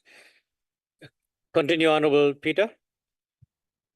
Bendizawuthi mhlekazi xa ndivala le ntetha, ii-trucks bezihleli zikho ziyangena as mobile trucks kwiilali zethu, zisilela, zifike zingafiki. Now, andimva ethetha nge-monitoring team azayifaka yenze umsebenzi. Andimva ethetha nge-present, ndimva ethetha nge-past nange-future. Ndinid i-present, kuza kwenzeka ntoni namhlanje. Enkosi. Thank you very much, Honorable Member. Honorable Minister, I hope you were able to grasp the import of that question. So, Chair, you'll guide me here, but I'm very happy to give it a shot because I think what the honourable member there is raising is the model and the use of these mobile trucks. And he's lamenting that we're talking about solutions in the future, while we should also be intervening right now in the present in some of our underserved communities. Would that be a close enough reflection for me to give it a shot? Yeah, I think you have captured it quite well. I see the Honorable Peter is nodding. Thank you. Thank you so much. So, look, I agree. I don't want to suggest that the access model at the moment is reaching as far as it could. I mean, I can briefly tell you know, that the model did identify 778 mobile visiting points that would cover 22% of the population across the country in various geographical areas, mostly in rural areas, while the remaining 78% of the population to be covered by 320 front offices of various sizes in line with population concentration.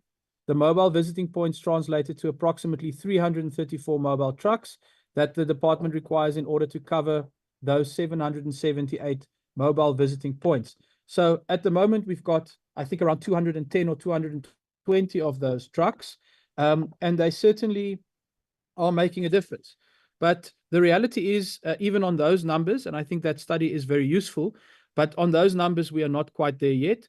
And of course, you do have issues like connectivity as well, Honorable Peters, through you, Chair, that hamper the ability of trucks in some of the most remote areas.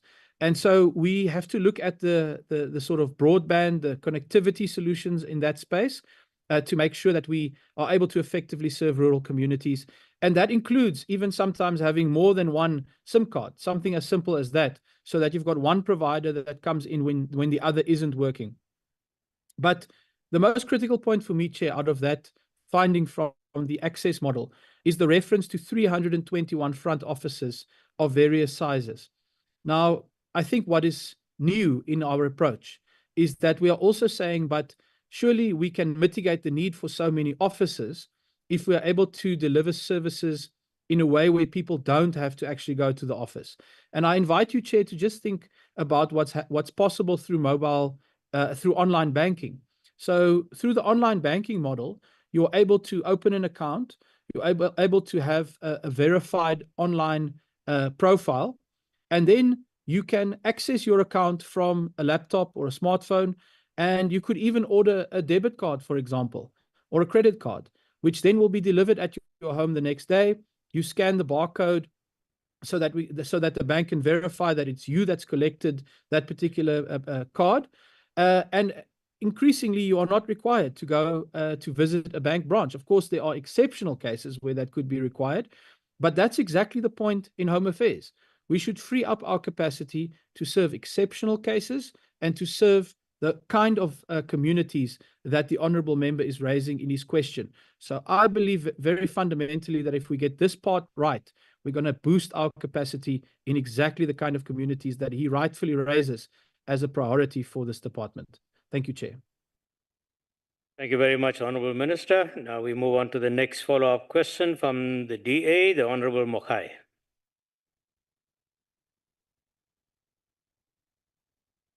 Thank you very much, Honorable House Chair. If you just allow me a moment to grab my question.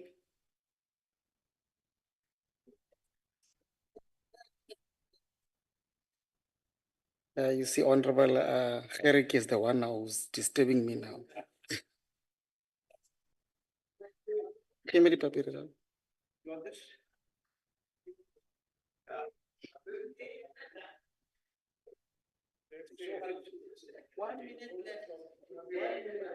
Thank you very much, Honorable House Chair.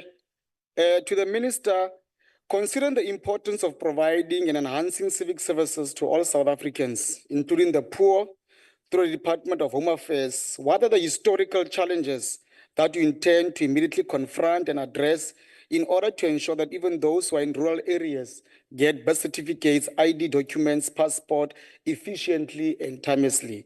Thank you very much, House Chair. Thank you very much, Honourable Member. Honourable Minister, your response. Thank you indeed, Honourable House Chair. Well, the need is different in terms of the different categories that have been mentioned there by the Honourable Member. So when you talk about something like birth certificates, we are certainly further behind the curve than we would be on something like IDs and passports, because this is exactly where I think some of the issues arose in the past, where there was a start to the modernization and the digitization process, but it wasn't carried through to some of these other important civic functions. And the progress on the visa side, for example, has also been quite halting. So what we need to do actually is to go and look at where the system is working better. When you talk about your IDs and your passports in the country generally, that's more advanced, and how we can build on that to deliver those services also in rural communities. But then in other instances like the birth certificates, or really many of the other certificates, you will often find in Home Affairs offices that there's one floor where the modernized services are delivered, but then you'll find there's another floor where you find the stacks of paperwork and some of these really, really outdated processes, often involving certificates, amendments, and these kind of things. So what we really need to do is make sure that all of these processes are moved forward and that the efficiency is really enhanced.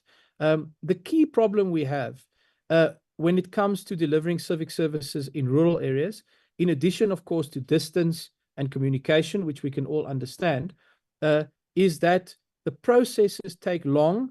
And then if you're in a rural area, it's even longer. And people often have to travel great distances after then waiting for really inordinate amounts of time for the outcomes of their applications.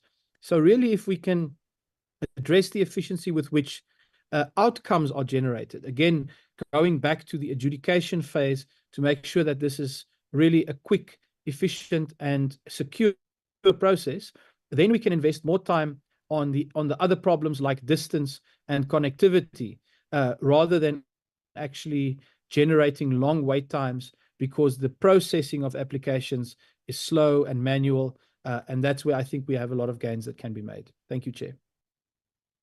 Thank you very much, Honourable Minister. We now go on to the follow-up question number 3 from the Honourable NP Inga from the EFF.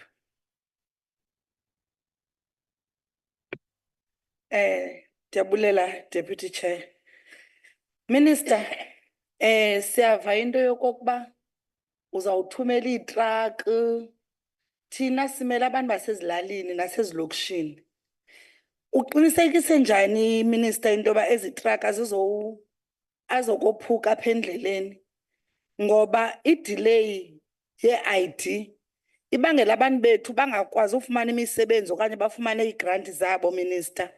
Enye into, Minister, ndicela ubuza, njengoba uzawuza nezi trak nje ezilalini nakwii-townships, zikhona ezinye ii-department osebenzisana nazo, mhlawumbi oo-social services okanye kubekho oogqirha ngalaa mini, so that abantu bangathi xa befika kule trak bafike bezele i-ID qha?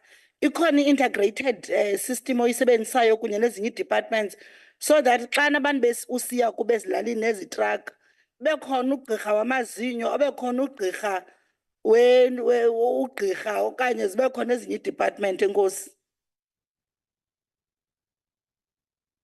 Thank you, Honourable Member. Honourable Minister, did you get the import of that question? Thank you, Chair. Let me see if I can push my luck. So I think the question there revolves around also integrated services that goes beyond the ID and also involves other areas, including grants, etc.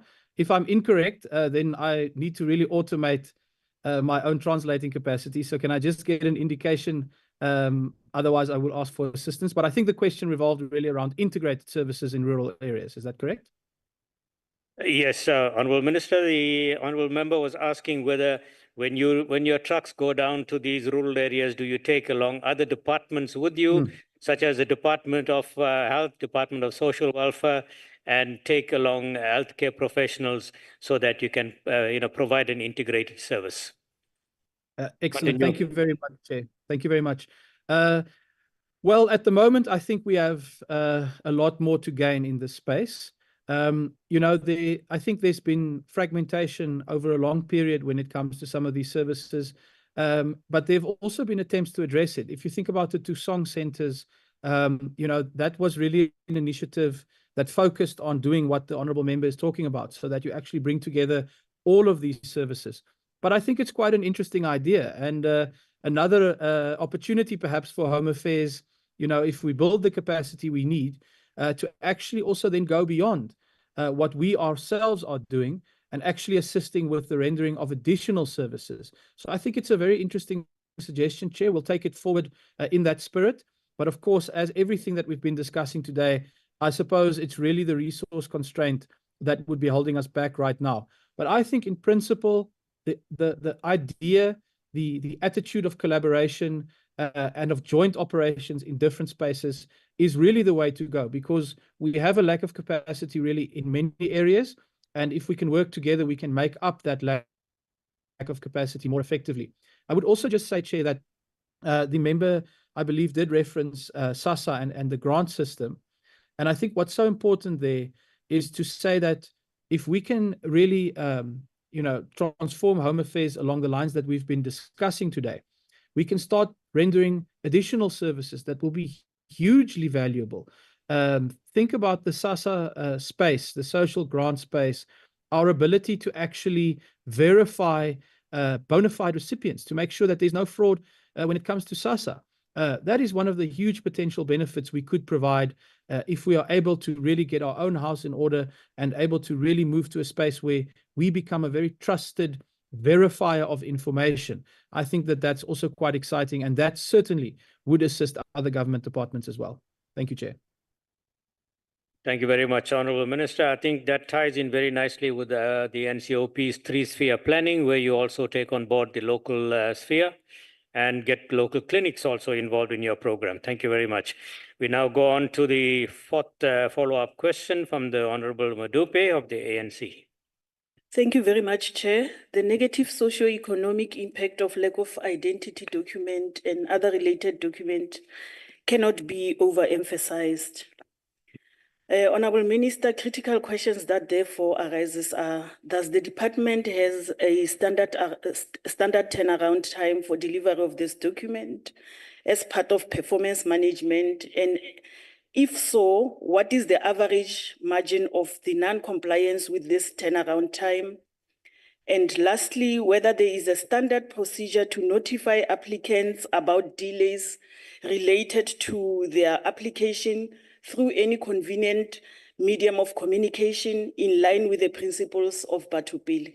So I move. Thank you very much, Honourable Member. Honourable Minister, your response.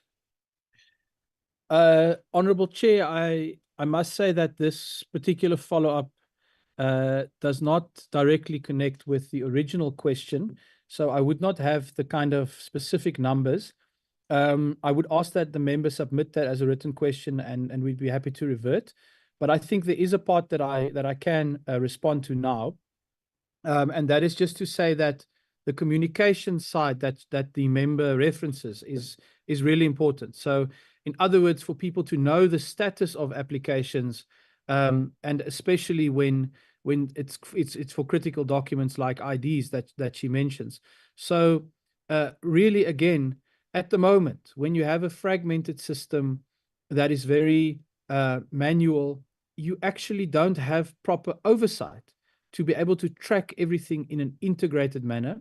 And the truth is also right now, the way in which we are able to communicate with applicants who need information on the status of their application is simply not efficient enough. There are far too many emails that are flying around where people try desperately to get information, basic information. So there must be a better way to do this, Chair, where we are able to create a platform where someone can input their reference number, for example, of their application, and they must be able to instantly see where that application is in the process. Again, it's really not rocket science. It's something that exists. I mean, if you try to order something online these days, you will always get a reference number where you can immediately see the status of that particular application. So at the moment, I'll be honest with this House, I'm not satisfied with the communications function in Home Affairs. When it comes to the call center, when it comes to the website, absolutely not. And so we are not hiding away from very clearly speaking about these shortcomings. And this needs to be very urgently addressed because this has not been done correctly. And if we can get the communication side right, where people are able to get quick and easy access to information on the status of their applications, I think that will also go a long way to building trust. Thank you very much, Chair. Thank you, Honourable Minister.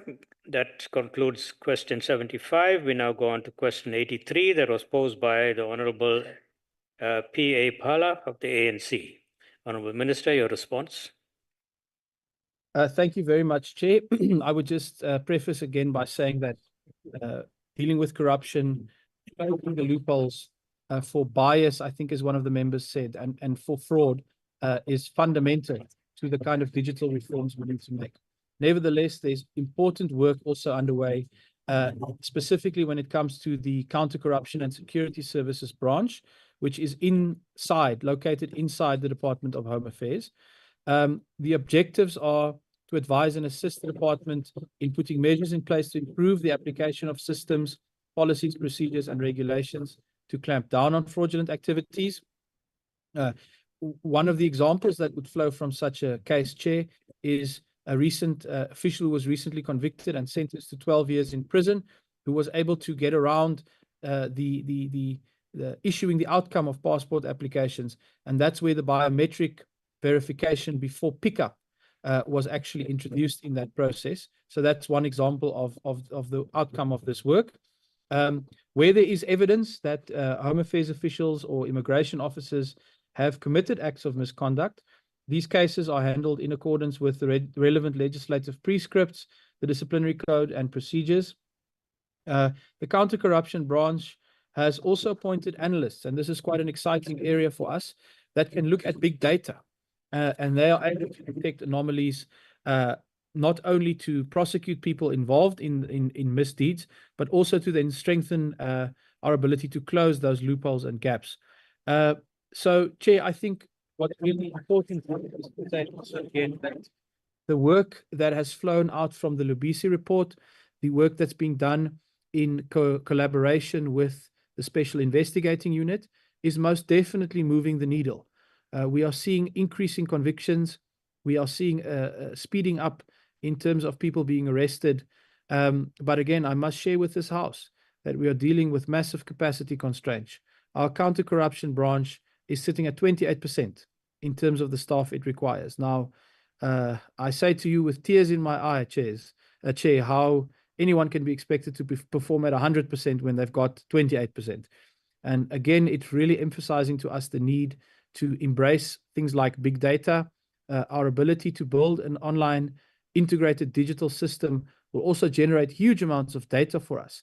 And we can pick up anomalies then that could point us to possible fraud and corruption moving into the future. Thank you very much, Chair. Thank you very much, Honourable Minister. Now we go on to the follow-up question from the Honourable P.A. Phala of the ANC. Thank you, Chair of the session, and thank you, Minister, Honourable Minister, for doing something about the challenges which the government is facing. Minister, the department is a critical institution in which the people of this country rely on in many respects. And These challenges, which involves sophisticated and domestic international criminal syndicates, they have a potential or capacity to compromise the strategic goals set by the department, as well as the developmental vision set out by this administration. Minister, as you indicated that the internal anti-corruption is at 28%. Can you please try to do more, Minister? We expect more from you. How long, Minister, do you think you can able to reach at least 60% of the work which is expected from you? Thank you. Thank you, Honourable Member. The Honourable Minister will respond. Thank you, Honourable Chair, and thank you to the Honourable Paula for the question. If I may just clarify, the 28% is the staff complement, Honourable Member. So in other words, we only have 28% of the officials that we should be having in the counter-corruption branch. They are performing at a level higher than 28%, but my point is that they are severely hamstrung by the capacity constraints. So actually the question should be directed to the Minister of Finance, to be really to the point about it, because we continue to do far more than what our resources would suggest.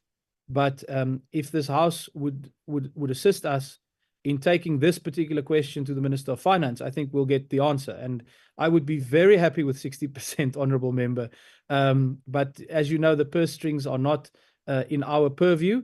We are certainly putting together, as I said earlier, the business case for why investing in Home Affairs and the Border Management Authority, etc., is a good investment. But ultimately, a government as a whole would need to address the particular priority that we want to place on securing our national security and our borders. I have to say it again, Chair, that you can, it's very easy to stand up and say that I want to secure the borders. I want to secure national security. But if you don't fund it, then your words are meaningless. And we need to really move collectively, all parties in this House, to a space where we not only say that this thing is important, but that we actually put pressure to ensure that the capacity and the resources are also made available. But I can assure you, Chair, and through you, this House, that I miss no opportunity to make this argument and do whatever I can in my power, along with the Deputy Minister and the Department, to make the argument that Home Affairs really does deserve more if we take this issue seriously as a country. Thank you, Chair. Thank you very much, Honourable Minister. We now move on to the second follow-up question from the Honourable MM Peter of the UDM. Honourable Peter.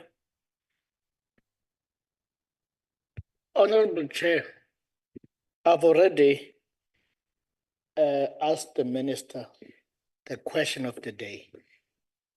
So I don't want to kill my genuine. I thank you. Thank you. Thank you, Honourable Peter. We'll then move on to the next question, and that's from the Honourable Gotzel of the DA.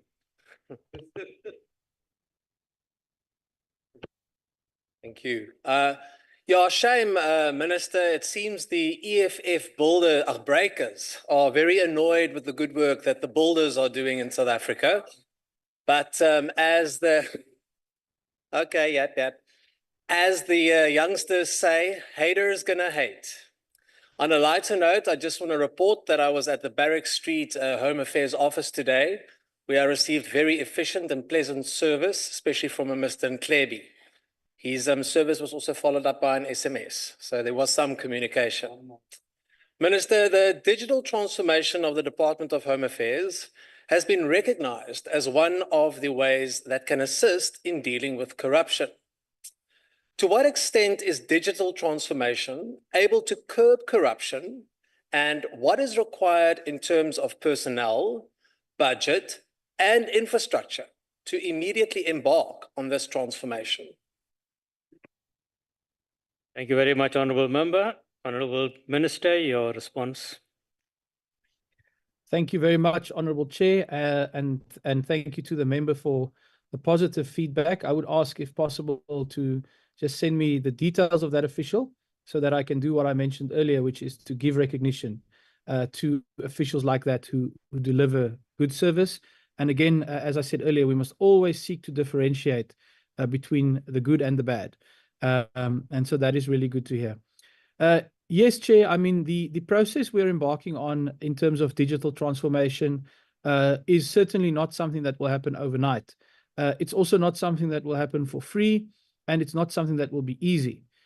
So, you know, the old adage is about how do you eat an elephant, and it's really one bite at a time. And what we are trying to do now is to really focus on priorities and milestones that we can achieve along the way. So we understand that it will take a long time to get to the end stage that we are envisioning. And I don't want any member of this House to be under the illusion that this will be a quick or overnight process. But we are committed to taking steps along this journey. The earlier question that was referenced by one of the members relating to the digital outcomes of waiver applications is a milestone like that. The shift to the trusted tour operator scheme is a milestone like that. And so we are hopeful that within our existing resource constraints, that we are able to build at least a prototype of what we have in mind. So something that we can demonstrate to this House to say that this is the direction we would like to move when it comes to the digital applications and adjudications, and indeed communication, as the member raised now with the SMS. But we would have to move from there, and I think that isn't necessarily something that breaks the bank. But once we have that in place, the real challenge will come in terms of scaling up, because ultimately we want, if we can build something that works, we would like it to cover everything that Home Affairs does, so that we close all of the loopholes that we've been discussing today as it relates to corruption. So the questions around infrastructure, around financing, are all very important, and we will certainly sort of calculate and plan properly what those would need to be. But I've also said to colleagues in the department that the onus is really on us to first be able to demonstrate that we can do this. And we've started to do it through some of these small initial changes, like the digital waiver outcomes. We would like to do it in a few more spaces now, so that we can ultimately come back to this House and say, right, we have confidence that we can do this.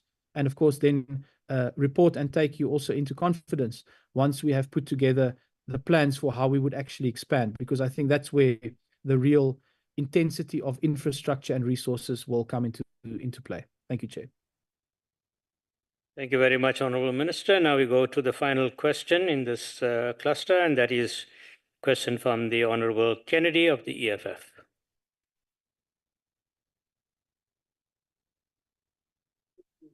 Thank you so much, Chairperson. Are you taking the question on behalf Yes. of the Honourable I'm Kennedy? taking the question on behalf. The Chief Whip wasn't informed, so please remember the rules in future that Yes. we must be informed in advance. Absolutely. Okay, we'll allow you for now. Thank you. Thank you so much.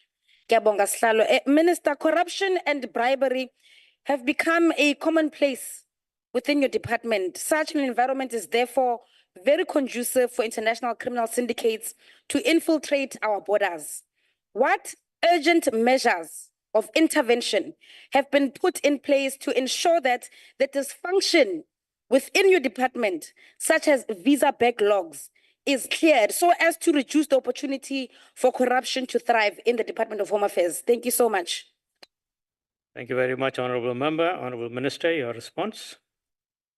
Thank you, Honourable Chair, and to the Honourable Member. Well, we've put in place a very strong intervention when it comes to the visa backlog, because I think the implication made by the member is correct, that when you have these kind of backlogs and basically desperate people who are waiting for the outcome of an application, sometimes for years, and some of the applications in this backlog go back a decade, then those are desperate people, and you will find always people and the syndicate seeking to exploit the desperation and inefficiencies. So that is exactly why the backlog is such an important project, because it closes down at least one of the avenues that leads to frustration and desperation, really. So what I can report to this House is that we are clear of 50%. This project started out with 306,000 applications in the backlog, as I say, many of which went back as far as a decade, and more than half of them have now been cleared. We are also looking at innovation in this space. So the digital outcomes that have been issued to ZEP waiver applicants was part of this backlog, honorable members. So there's 60,000 people that we have instantly relieved from that insecurity that they've been facing through a simple embrace, in this case, of PDF technology. And so we will continue to look at ways like that we can reduce this backlog and the impact that it has on people's lives, because we do appreciate that it is, in fact, an economic destructive force. It creates the seedbed for corruption, and it is also bad for families if people who have legitimate applications have to wait this long. So we are working at speed to deal with this. But of course, the other interventions that I mentioned are happening simultaneously. So we've made a clarion call inside the department that we would like to have no backlog by Christmas. And so that everyone can have a nice Christmas this year where we don't have to worry about a mountain of paperwork waiting for us. But in the meantime, of course, continuing to use our own counter-corruption branch, as well as the proclamation that was recently signed by the president, which activated the special investigating unit in this space to continue to clamp down on corruption, because there is simply zero tolerance for it. Wherever there is corruption, where the evidence is found, those people will be prosecuted. And I believe you are already seeing an acceleration of that. And then, of course, finally, we can close off opportunities for corruption if we remove human discretion and manual processes from the way in which we work. Thank you very much, Honourable Chair. Thank you very much, Minister Schreiber. And that brings us to the end of the questions to the Minister of Home Affairs. And I'd like to thank the Honourable Minister for availing himself to answer questions. And we do look forward to welcoming him. We will now proceed with the orders of the day. And before we go on to the next item, though, I do want to just again deal with the issues of decorum and the rules of the House, and specifically point out the issue around questions. And I want to refer you all to question number rule number 226, which specifically deals with the oral question sessions. And it states that the heading of the question or of the rule indicates that this is questions to members of cabinet. To emphasize that point, rule number 221, subsection 5, specifically states no question may be addressed to any member other than a member of the cabinet. Ladies and gentlemen, deputy ministers are not members of the cabinet. And our questions should therefore always be posed to ministers themselves. It has, however, crept in over time that deputy ministers have been permitted to answer questions in this House. The minister is currently in China and has asked for specific approval to enable the deputy minister to address the House. This has been confirmed and allowed to be in order. But I do want to make the point to the House that in future it will be ministers that present to this House when we address questions. And unless there are extreme circumstances, ministers will be requested to be here in person in the House. So having said that, honourable members, I welcome Deputy Minister Moraka to the podium to deal with the questions. Deputy Minister.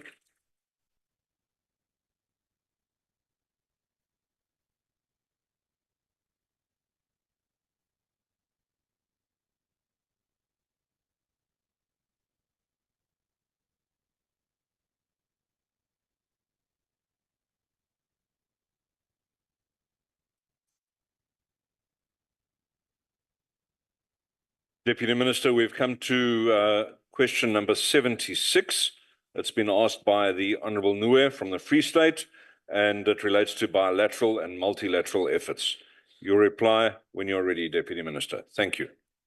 Thank you, House Chair, and greetings to your good self.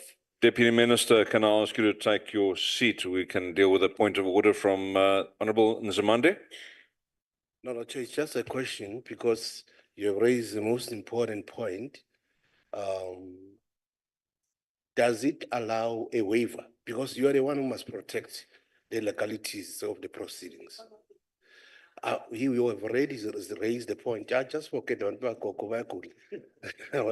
you've raised the point. If there is a waiver, then probably the legality won't be a challenge for her to take the seat. So I don't have a problem with, as long as you can assist me. Thank you. House Chair. Chief Whip, if I can ask for your response, yes? Thank you, Chair. As you have correctly pointed out, the practice and convention in the past, which was in motion and illustrated even yesterday, even last week, even the previous 10 years, that has been the practice.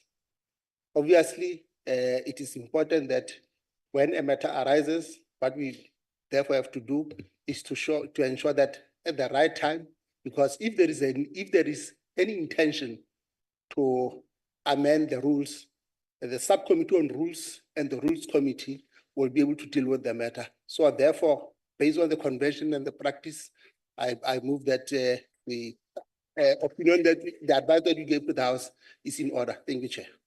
Chairperson. Thank you very much, Chief Whip. Honorable Chirika. Yeah, it is a very important point. Let me just understand, and if you don't have the answer, can we get some legal advice on this? Because in terms of my understanding, the rules are enacted. It became an act. So in order for you to circumvent an act or to amend an act, you must go back to the relevant authority. You cannot just here in the aisles decide to amend the act or on previous trends. It doesn't work like that. We are on dangerous ground if we do that. We are working with the Acts of Parliament, and if the Act states that the minister should answer, then the minister should answer, Chairperson. This is our submission as the EFF, that although it has been explained by the Chief Whip and by you as the Chair to say that it has been approved, it cannot be accepted, with all due respect to the Deputy Minister, unless the rules have changed. Thank you. Thank you very much, Honorable Chirika. Honorable members, I do think it was important for me to raise the matter of the rules and to indicate what the situation is going forward. It has, however, been the convention that this rule has been relaxed over time. It's not something that's just happened now today. It is something that has been allowed yesterday and in the past over time. It has been a decision of the Presidium that this relaxation will no longer be permitted going forward. And therefore, as the Presidium, the group of presiding officers, we have taken the decision to emphasize the point that the relaxation of this rule has been permitted in the past. It will no longer be permitted going forward. However, there has been express permission granted by the Presidium to allow the Deputy Minister to proceed today. It will not happen again. And I urge you members to accept the ruling from the Chair that we may move forward. Honorable Nzimande, I've made a ruling, but if it is a new point, you're welcome to stand. Chair, if you exercise your power, it must be lawful and it must be justifiable. You can't and give yourself a power that you don't have to relax the law that you don't have. And you are saying we must rape the law, and that is correct. That is wrong. It can never be correct. These proceedings can never, therefore, be lawful as long as the empowering provision does not give you such right to relax the law. Honorable House Chair, allow me to rise on a point of order in conjunction with Rule 50, which narrates and states the precedence of the decision of the presiding officer. You have made a ruling, and therefore your ruling has to be respected. Thank you. Thank you, Chief Whip. Honorable Makasine, your hand is raised. I take it it's a new point, Honorable Makasine. Thank you, Chairperson. You know, on Tuesday, the Deputy Minister of Monitoring and Evaluation was here in the House, was not allowed to answer the question. The Minister was in China, was answering the question because that rule, what we are doing, we didn't waive. So what consistent are you doing? When it's, in which way, in which department, when you change the rules? Because that day, on Tuesday, we didn't allow the Deputy Minister to answer the question. Emma Pig. Gibuaga State and Security. I was not there. Thank you, Honorable Makasine. Are you done? Thank you very much. Honorable members, I have made my ruling. The Rule 50, as clearly presented by the Chief Whip, allows members to be dissatisfied with my ruling, and it does detail what steps need to be taken if they are dissatisfied, and they can take it further. Honorable members, the fact remains that there is precedence for this happening. It is convention that this has occurred. We will be proceeding today. It is the ruling of the chair, and we will be proceeding. Chairperson. Honorable Mokoena, your hand was next. Yes. Thank you, Chair. Obviously, we don't dispute that you are the presiding officer. However, the rules do stand, Chairperson. We honestly feel that we are not being taken seriously by this department, because in other times where we have allowed the deputy ministers to speak, it was because the ministers were themselves here, either by virtual platform or they were here physically. For the minister not to be here completely is completely undermining this House, and it is not proper for it to continue. Thank you. Chairperson. Chairperson. Mr. Chirika. Chairperson, my last point on this before the EFF will make a decision on our presence here. You can laugh, but blood has flowed for this constitutional democracy. Blood has flowed. People have died for this constitutional democracy. The law does not allow. Chair. The law does not allow Order, chairperson. Hold on, I'm busy speaking. The chairperson has acknowledged me. No, let me help you. You're not going to drown me. The chairperson has acknowledged me. Let us Honorable Modise. Relax. Honorable Modise, please take your seat. Allow the gentleman to conclude. Thank you. Mr. Chair, with all due respect towards you, with all due respect, no chairperson has the power to supersede any rule or any law in this country. We are a constitutional democracy. And regardless of flimsy legal advice or whoever whispers in your ear, the fact of the matter is these rules have been enacted. This has become law, and we may not breach the law. If we breach the law, we are acting in contempt of the law, and that is it. It is what it is. Put that in your pipe and smoke it. Thank you. Thank you, Mr. Chirika, for your inputs. Honorable Modise. Thank you so much, Chairperson. Let's not take it for granted what has been raised here. Yes. And in us not taking it for granted, I propose that all of you presiding officers have a 5-minute caucus and come back and give us a way forward. Thanks. Thank you, Mr. Modise. Mr. Majola, your hand was showing. Partly covered, Chair, depending on the outcomes of your caucus there. But I was about to say, if the approach from your Chair, using your discretion, we were expecting that you will call the House to vote, or you will propose the relaxation of that section, and then the House agree.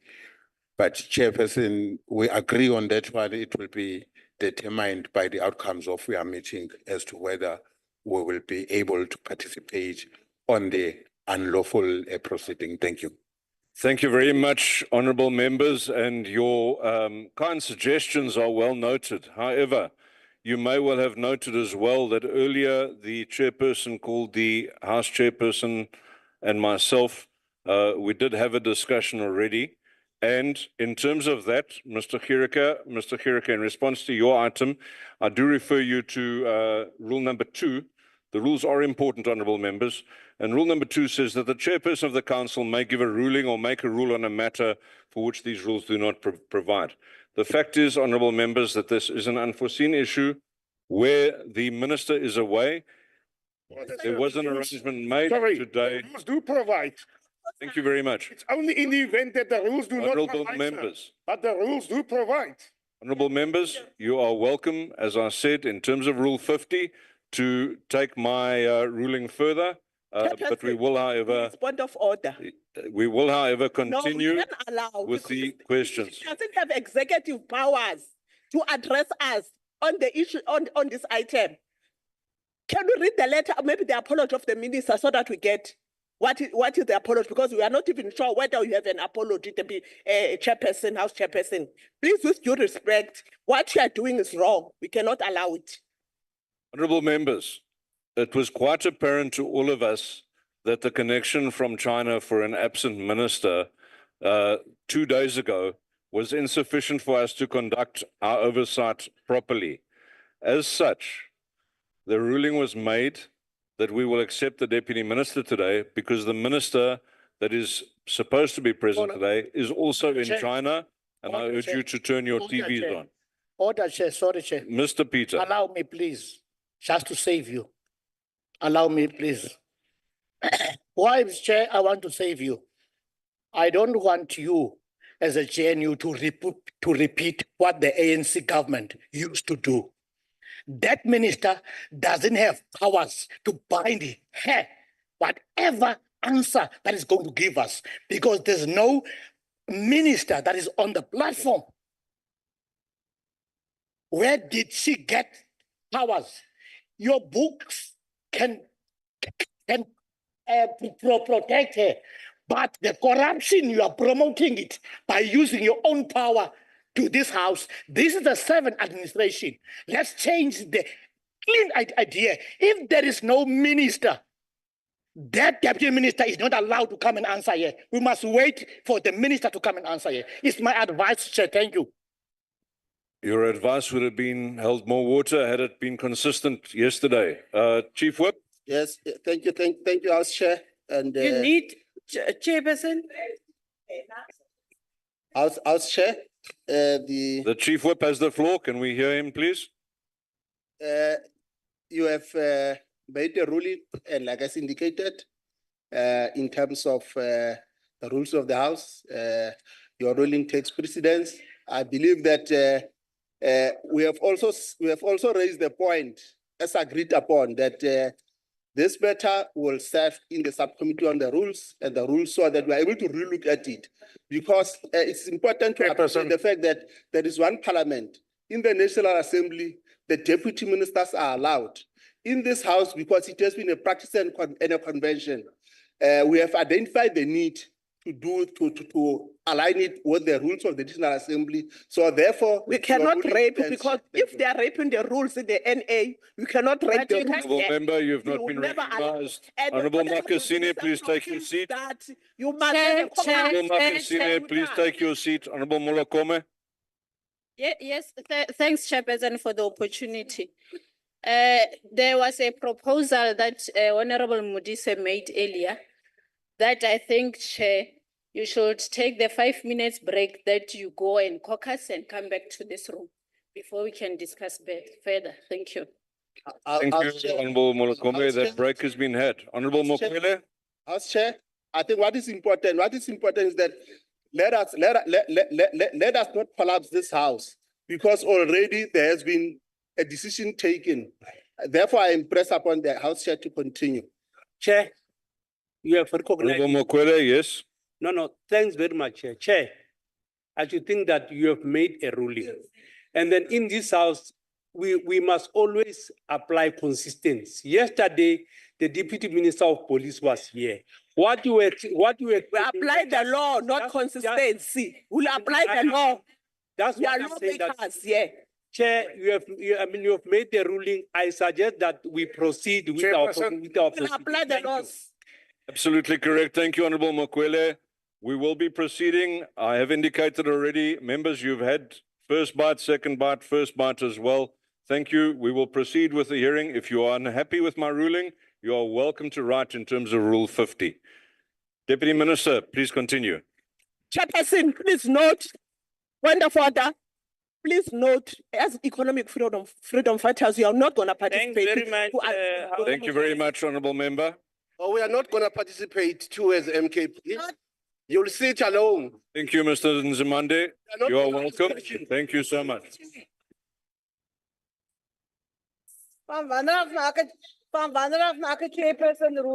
Deputy Minister, you are welcome to continue. Honourable members, as you leave the House, please do so quietly. This is really wrong.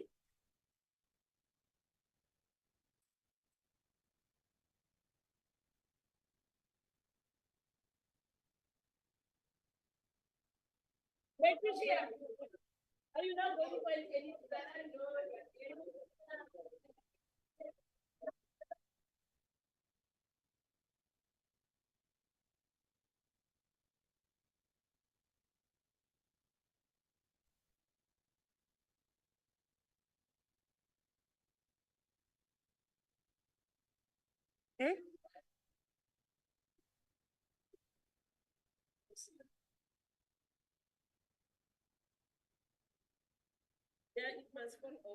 Thanks very much, House Chair, and greetings to all the presiding officers who are present here, the Chief Whip of the National Council of Provinces, the esteemed members of this august House who are present here. Allow me to greet you in a revolutionary manner this evening, as we have entered into September, which is a very significant month to us where we celebrate Heritage Month. House Chair, it is really important that we note the fact that Minister Lamola is in transit from China, where he was attending a forum of Africa and China cooperation, where it was really impossible for him, House Chair, to connect virtually. And I thought members of this august House will really, at the interest of putting South Africans first, will allow me to proceed as a delegated Deputy Minister by the Honorable Minister Lamola. But thanks very much for your indulgence, as I want to attend to parliamentary question that was raised by Honorable EP Norway with regard to the bilaterals and multilateral efforts of South African government in strengthening regional, continental, and international cooperation against the rising levels of transnational crimes, especially in areas of human, drugs, and arms trafficking. The response, House Chair, is that South Africa leverages her bilateral relations with partners globally and engages in various global multilateral forums that are aimed at addressing issues of transnational organized crimes that are complementing our national efforts. House Chair, it is also worth noting that South Africa is a state party to the 3 United Nations Drug Control Conventions, and is also a party to the United Nations Convention Against Transnational Organized Crimes and the AU Plan of Action on Drug Control and Crime Prevention that was earmarked for 2019 to 2025, as well as the SADC Protocol on combating illicit drug trafficking in the region, and also implements the SADC UNODC regional programs on making a SADC region a place that is free from drugs and criminal activities. House Chair, on addressing issues of illicit drug trafficking, the country South Africa is a member of the Commission on Narcotic Drug and its subsidiary bodies, the heads of national drug law enforcement agencies, which has enabled South Africa to be a better positioned to address complex and evolving challenges posed by drug trafficking and the misuse thereof, including contributing to both national and global efforts to mitigate their impact. On trafficking in persons, House Chair, we continue to convene cross-border bilateral engagements with respective member states. Our law enforcement agencies actively participate in the Interpol and also in the AfriPol joint operation against trafficking and the smuggling of illicit items, where it has resulted in numerous arrests and identification of potential victims. House Chair, in conclusion, both our multilateral and bilateral efforts have been effective, although more can still be done. Our membership and participation in these multilateral bodies have seen our countries receive immense benefits, evidence that various countries' programs and projects jointly conducted with the UNODC Regional Office for Southern Africa. They are aimed at enhancing capacity and also technical assistance and awareness in building socio-economic benefits for our country. I thank you. Thank you very much, Deputy Minister. The opportunity now passes to the Honourable Nue for a follow-up question.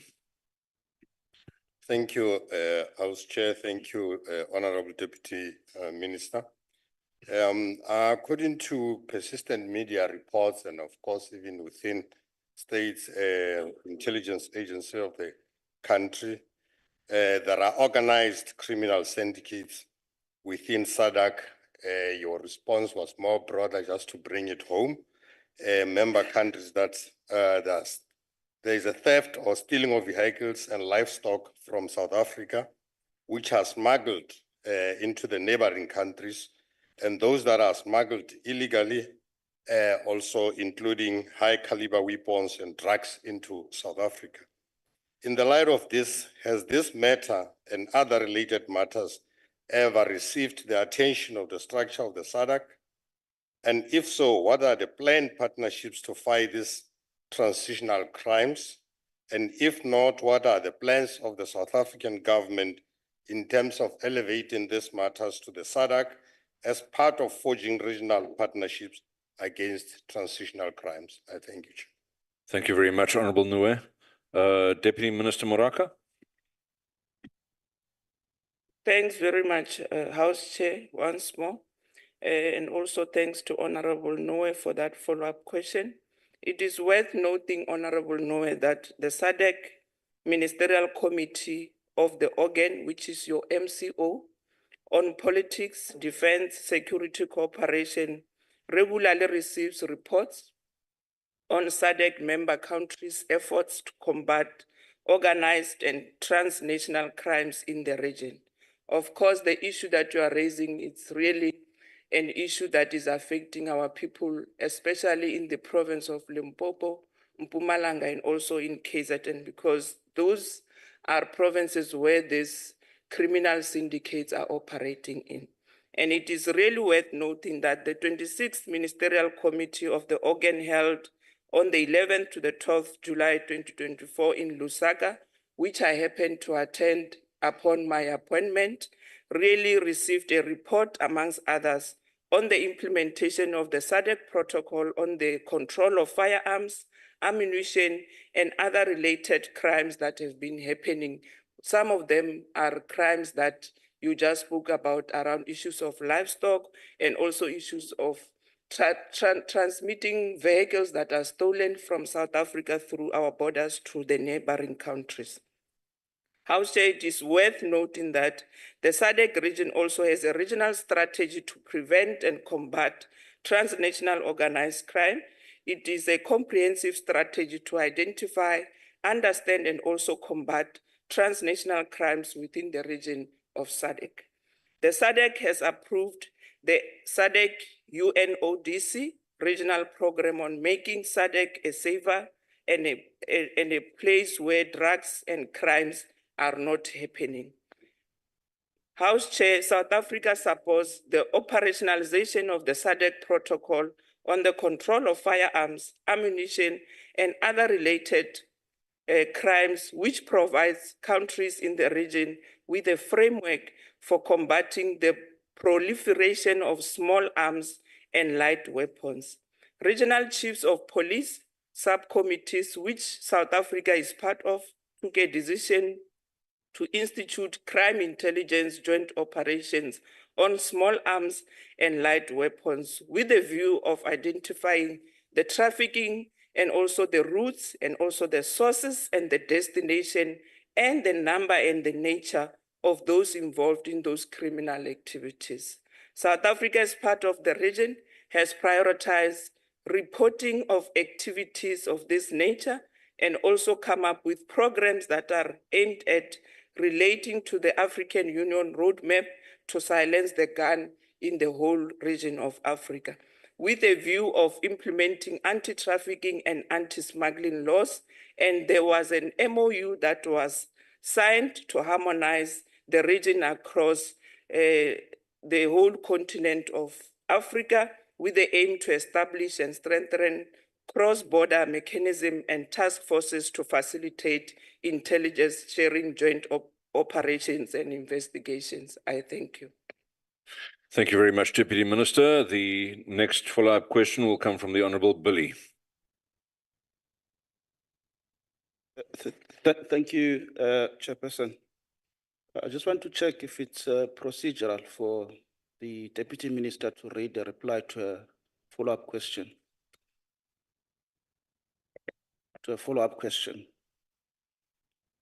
Anyway,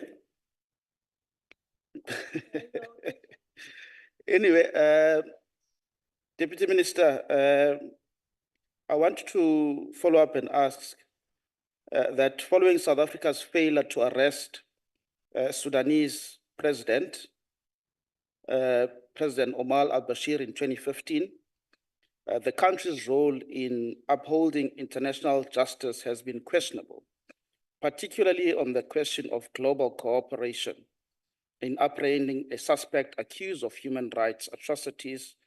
Both the ICC and South African courts confirmed that the SA government had erred in its failing to arrest Omar al-Bashir.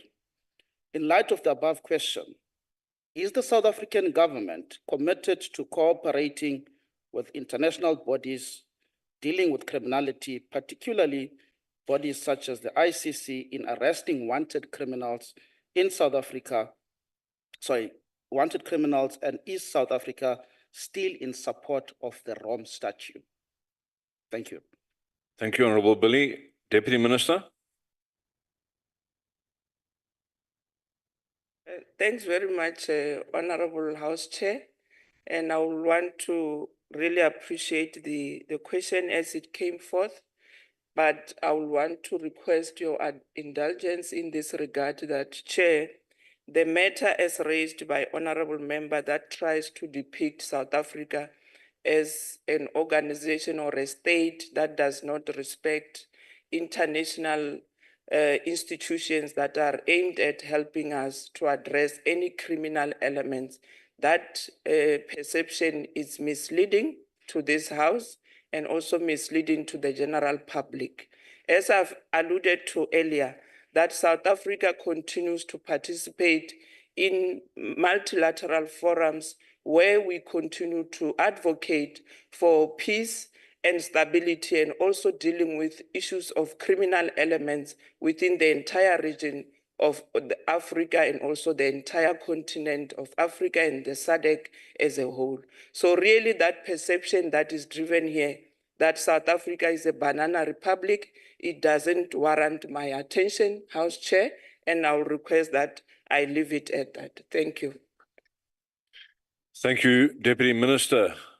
Honourable members, are there any other follow-up questions to this question? Can I ask for a show of hands if there is another follow-up question? I see none.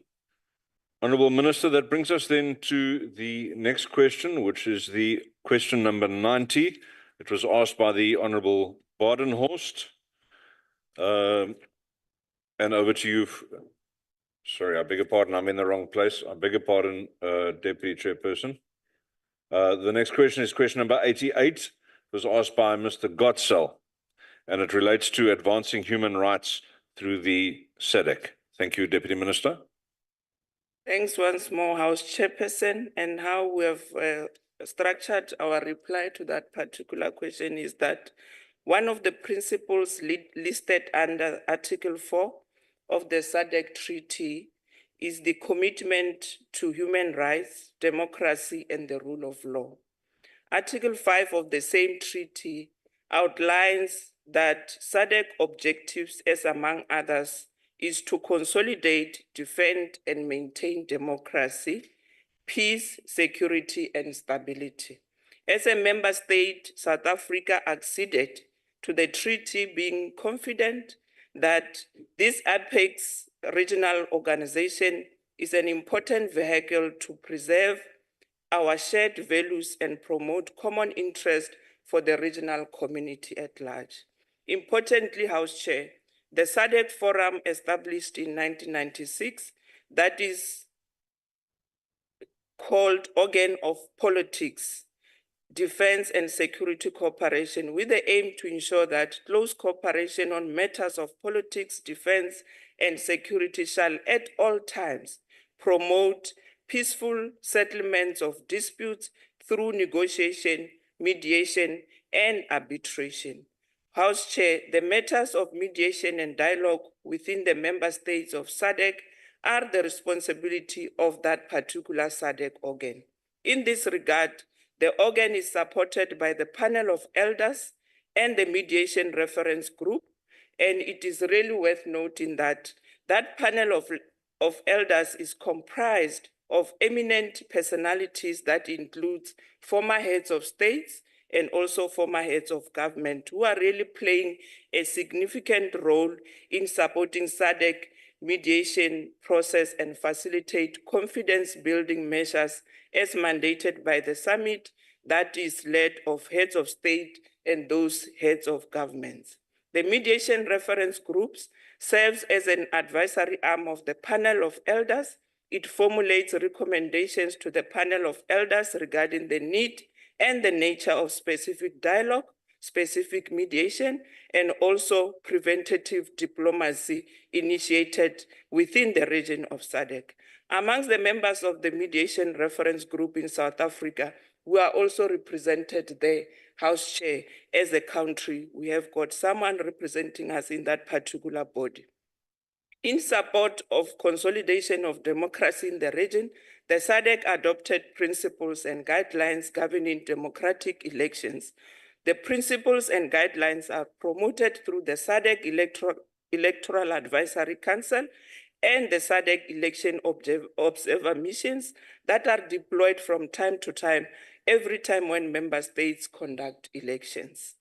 House Chair, the organs designates the heads of missions of SADC election observer missions, and this mission is comprised of observers from SADC member states. The SADC structural arrangements made it possible for all member states to input in decision-making process as reports are considered at the ministerial meetings where all member states happen to attend that particular meeting. South Africa utilizes these meetings to contribute to issues of human rights, mediation, dispute resolution with a view of finding lasting solution to those particular conflicts. South Africa has participated and contributed to SADC initiatives that are aimed at achieving issues of mediation dialogue in the DRC, Madagascar, and the Kingdom of Lesotho, among others, just to mention a few. South Africa also utilizes its bilateral relations engagements to promote issues of human rights and dialogue and mediation within the affected countries. As I move, Chair, thank you. Thank you very much, Deputy Minister. The opportunity now passes to Honourable Godsall to follow up with a question. Thank you, Chair. Deputy Minister, that was quite a substantial reply. Just last month, ahead of the SADC's 44th summit held in Harare, a series of so-called preventative detention measures were invoked in respect of pro-democracy activists in Bulawayo. respect for human rights and for the rule of law is not only a cornerstone of South Africa's democracy, but as you have just said, it is enshrined in the SADC Treaty. You further said it is an important vehicle to promote our shared values for the community at large. Why is it then, Deputy Minister, that when South Africa attended the summit, our government was silent on this egregious disregard for basic human rights? And why is it then that we have not said a word about ZANU-PF's move to extend or even abolish presidential terms? Thank you, Honourable Godsell. Deputy Minister.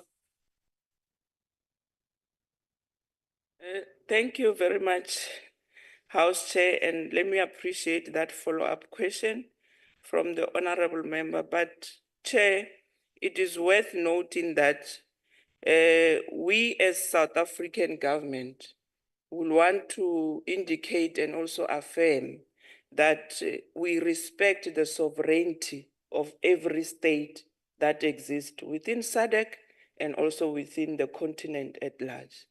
There won't be any day where the president of this country wake up and go and speak about matters that concerns Zimbabwe, as the specific follow-up question is specifically referring to Zimbabwe.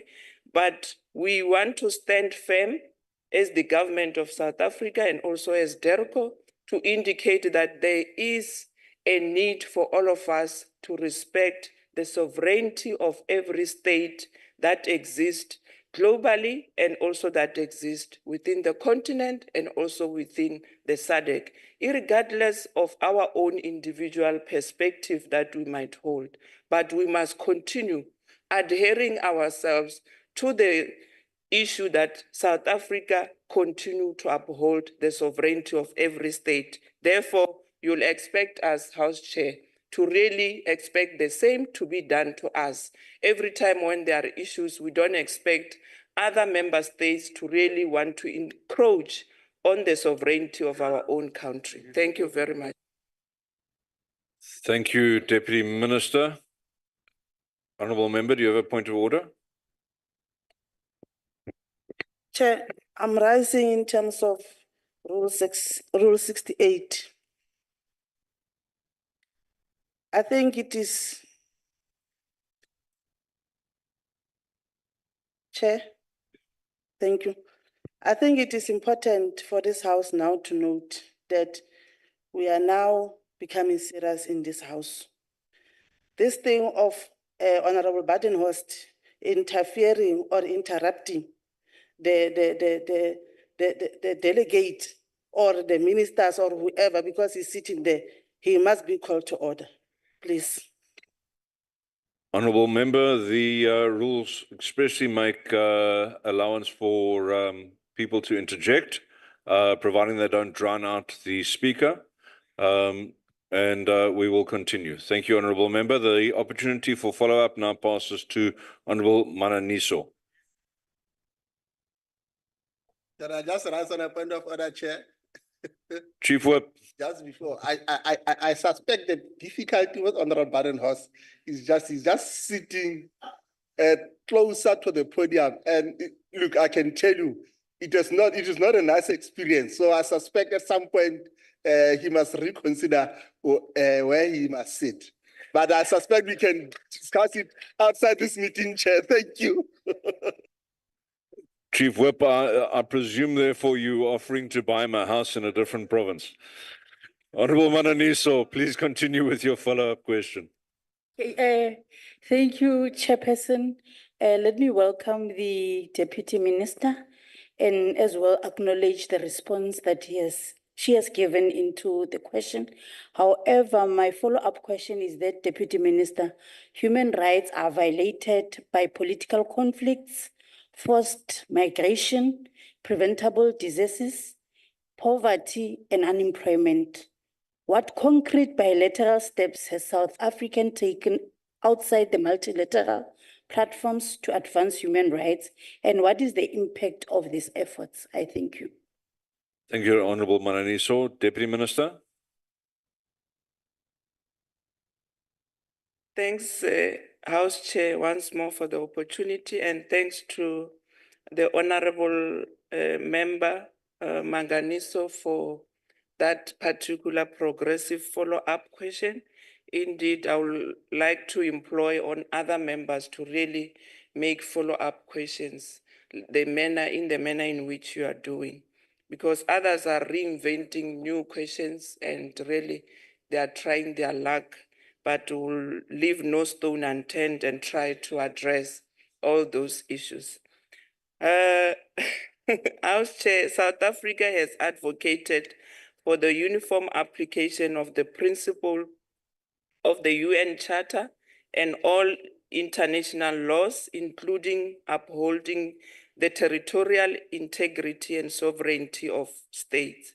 The failure to inform and fairly implement international law in all conflict situations globally weakens the normative framework of international accountability and makes the world really a safer place for all of us to live in, including issues of fundamental human rights. As the Honorable Member has alluded to, we really need to continue to uphold fundamental human rights of all persons who are living in the whole entire globe and also in the region and also in the SADC region.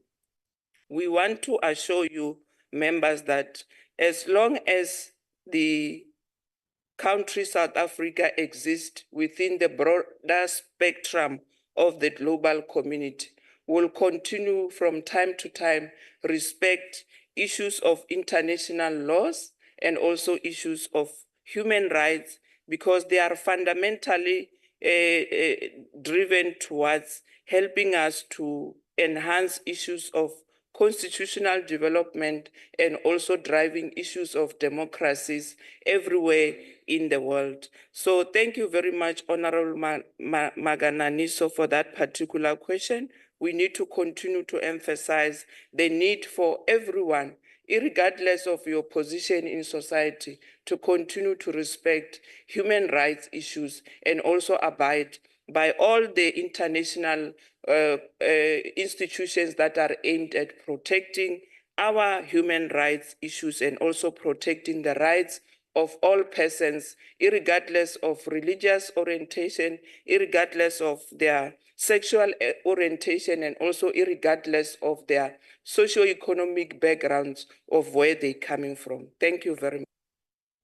Thank you, Deputy Minister. The next opportunity is that of Mr. Honorable van der Berg. Thank you, Chair. Deputy Minister, surely the purpose for South Africa to be a member of the Southern African Development Community would be to advance human rights through economic development. Are we, however, coordinating our needs in South Africa with those of SADC?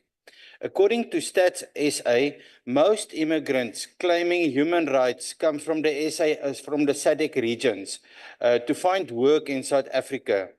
My question to you is, can we, through dialogue and mediation, secure more employment for South African citizens, local and even into the SADC countries? Also, and if not yet, how soon? Thank you, Honorable van der Berg. Deputy Minister, you reply. Thanks once more, House Chair, and let me appreciate the follow-up question from Honorable van der Berg. It is indeed an issue of a serious concern to us to make sure that we safeguard our borders. Of course, Honorable Member, you would have seen the government of South Africa in the previous administration, the 6th administration. We came up with the whole issue of Border Management Authority. Central to that issue is to make it a point that we control entrance through our borders of anyone within the SADC region, especially those that are coming from our neighboring countries. With the same spirit, Honorable van der Berg, we are more worried about the levels of inequality, poverty, and unemployment that is mainly affecting our ordinary citizens on the ground. So having to put up measures through the Border Management Authority, we are trying our level best to protect our territory from all those illicit people who are entering our country illegally.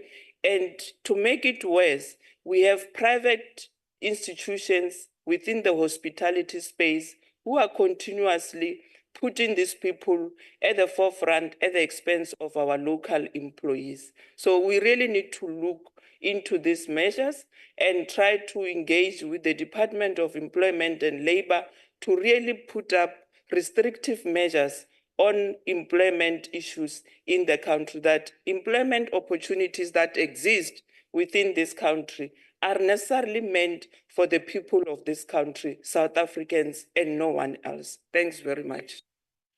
Thank you very much, Deputy Minister. Honourable members, are there any other follow-up questions on this question? I see no hands. We then move on, Deputy Minister, to question number 79. It was asked by the Honourable Nonkonyana and relates to unequal global patterns of trade and finance. Question 79. Deputy Minister, your reply. Thank you, House Chair, once more for the opportunity. And also thanks to the Honourable Member Nonkonyana for that progressive question. It is really worth noting that, House Chair, the BRICS Plus grouping is a partnership of leading emerging and developing countries, namely Brazil, China, Egypt, Ethiopia, India, Iran, Russia, South Africa, and the United Arab Emirates, with a shared vision of a fairer, just, inclusive, and representation globally, wherein we need to drive issues of economic, financial, and peace dividends to the global South. The strategy for BRICS Economic Partnership Agenda 2025 was adopted in 2020 by the BRICS member states to complement and strengthen their existing bilateral relations, while contributing to the increased economic growth and competitiveness of the BRICS economies. As an expanded grouping, BRICS will continue to enhance the voice of the global South and emerging markets and also developing countries in ensuring a more just, equitable global financial architecture to protect developing countries against the interplays of the powers that be. BRICS ministers of trade continue to call for a predictable and a fairer and equitable trade environment consistent with the rules of the World Trade Organization as crucial for advancing economic prosperity. The BRICS Economic Partnership underscores the importance of cooperative trade relations in shaping a more equitable and sustainable global economy that supports the comprehensive development and positive transformation of our country and the continent, using instruments like the Africa Continental Free Trade Area that we have just seen happening within the eastern part of the continent. Finally, it is worth noting that it is so important to emphasize that South Africa's efforts to reduce inequality domestically and between countries are also active pursued bilateral relations that we have entered with, and as well through multilateral forums such as the World Trade Organization, the G20, and IPSA which stands for India, Brazil, South Africa Forum, which is a trilateral forum that is aimed at developing the three countries, which is India, Brazil, South Africa economically. Thank you very much. Thank you, Deputy Minister. Honorable Nonkanyana, do you have a follow-up for us? Thank you, Chair. Thank you, Honorable Deputy Minister, for such a reply. And congratulations for standing the tide. You have just shown to everyone else that our ministries are actually governed and managed collectively. You have been equal to the task. Allow, therefore, me, Honorable Deputy Minister, to express our appreciation of the courageous efforts that South Africa has taken in promoting the agenda of the poor and developing countries in the multilateral institution, of which BRICS Plus is among such institutions. Based on the South African advocacy and lobby in the BRICS, is there any plan for the strengthening of South Africa relations in the economic, finance, and trade relations? If not, why not? If so, what are the relevant details? Thank you, Chair. Thank you, Honorable Nonkanyana. Deputy Minister. Thanks once more, House Chair, and thanks to Honorable Mokonyana for that progressive follow-up question that you've just posed. It is really heartwarming to see members of this House really preoccupied with matters that affects our people on the ground, which has to do with issues of economic and financial inclusion of every member of our society, irregardless of the location where they find themselves in. We want to indicate that South Africa consistently advocates across all relevant forums for the reform of global governance institutions to be more fair, more just, more inclusive, and also more representative, with the aim of shaping a global order that delivers economic, financial, and peace dividends to the global South. House Chair, this vision is broadly shared by countries of the Global South and South-to-South cooperation in groupings such as the Group of the 77, that is abbreviated as the G77, the non-aligned movements, which is NAM, which is that also speaks to issues of IPSA that I've alluded to, that is, it is a trilateral agreement forum that is being entered into by India, Brazil, South Africa, and also the BRICS countries, as well as North-South groupings such as the Group of 20, which is abbreviated as the G20, which are more focused on the implementation of sustainable developmental agenda and the urgent need for tangible reform of the global economic, financial, and trade systems. For these reasons, Honorable House Chair, the BRICS countries have established the New Development Bank as a platform for addressing the challenges faced by developing nations, particularly in the area of financing for infrastructure and sustainable development programs. South Africa's presidency of the G20, which is going to commence on the 1st of December 2024, will build on the efforts and the successes of the preceding Indonesian, India, and Brazilian G20 presidencies in addressing the challenges faced by the Global South, including poverty, unemployment, and inequality in and between various member states that are affiliated to those various bodies. South Africa's aim to harness the collective efforts of the G20 to confront the challenges as well as to shape a more equitable, sustainable world order with a focus on sustainable development as a core of its mandate, as and when it continues to chair the G20. And all of you members be on the lookout for the chairperson and the presidency of the G20, because it's going to really help us to unlock all these platforms for the possibility of us to can transform our current structure of our economy in such a way that it can be inclusive, it can accommodate everyone, irregardless of where they live in and where they come from. Thanks. Thank you, Honorable Deputy Minister. The next follow-up question comes from the DA, Honorable Mukai. Thank you very much, Honorable House Chair, and thank you to the Deputy Minister for the response. My follow-up question will be as follows, Honorable House Chair. South Africa has often been identified as a gateway to Africa and BRICS, and is viewed as a vehicle that would strategically position South Africa and the continent in a favorable position to benefit in terms of trade and development. Has South Africa lived up to the expectation of using its involvement in BRICS to champion an equitable share of trade benefits for itself and fellow African states?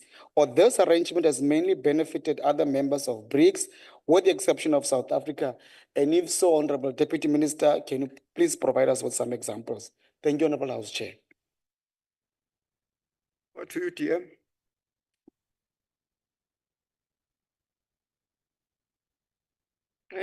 Thank you very much, House Chair, and thanks to the honorable member for that follow-up question. It is true that South Africa, and in particular, Limpopo province, we are regarded as the gateway to Africa.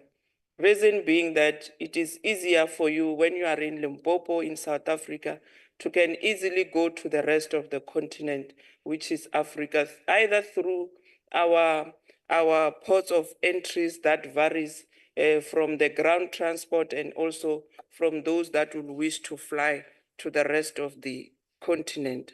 That having said, House Chair, we need to leverage on those platforms and make it a point that as and when we participate within the BRICS forums, we must attract more foreign direct investment to come to this country, so that as and when those investments are entering the country, they can easily find a way to get within SADC and also reach out to other countries that are in the continent of Africa. So really, we are indeed a gateway to Africa, and already Brazil, through that IPSA forum, is looking at ways on how we can strengthen our bilateral relations with the government of Brazil on matters that has to do with tourism, agriculture, and other avenues that are economic in nature.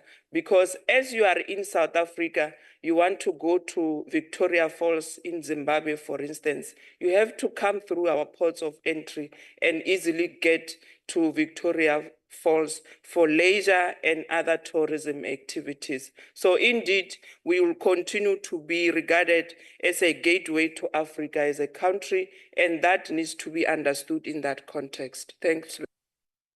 Thank you, Honorable Deputy Minister. The next follow-up question comes from Strategic Alliance, Honorable Farmer. Thank you, Chairperson. In the event that my question might not also be referred to as progressive, let me say the following. I once in a previous life was taught by a stalwart in the trade union movement that you only refer to a deputy as the deputy when the principal is present. Otherwise, that person is the principal. So forgive me if I, from that lesson, refer to her as the minister.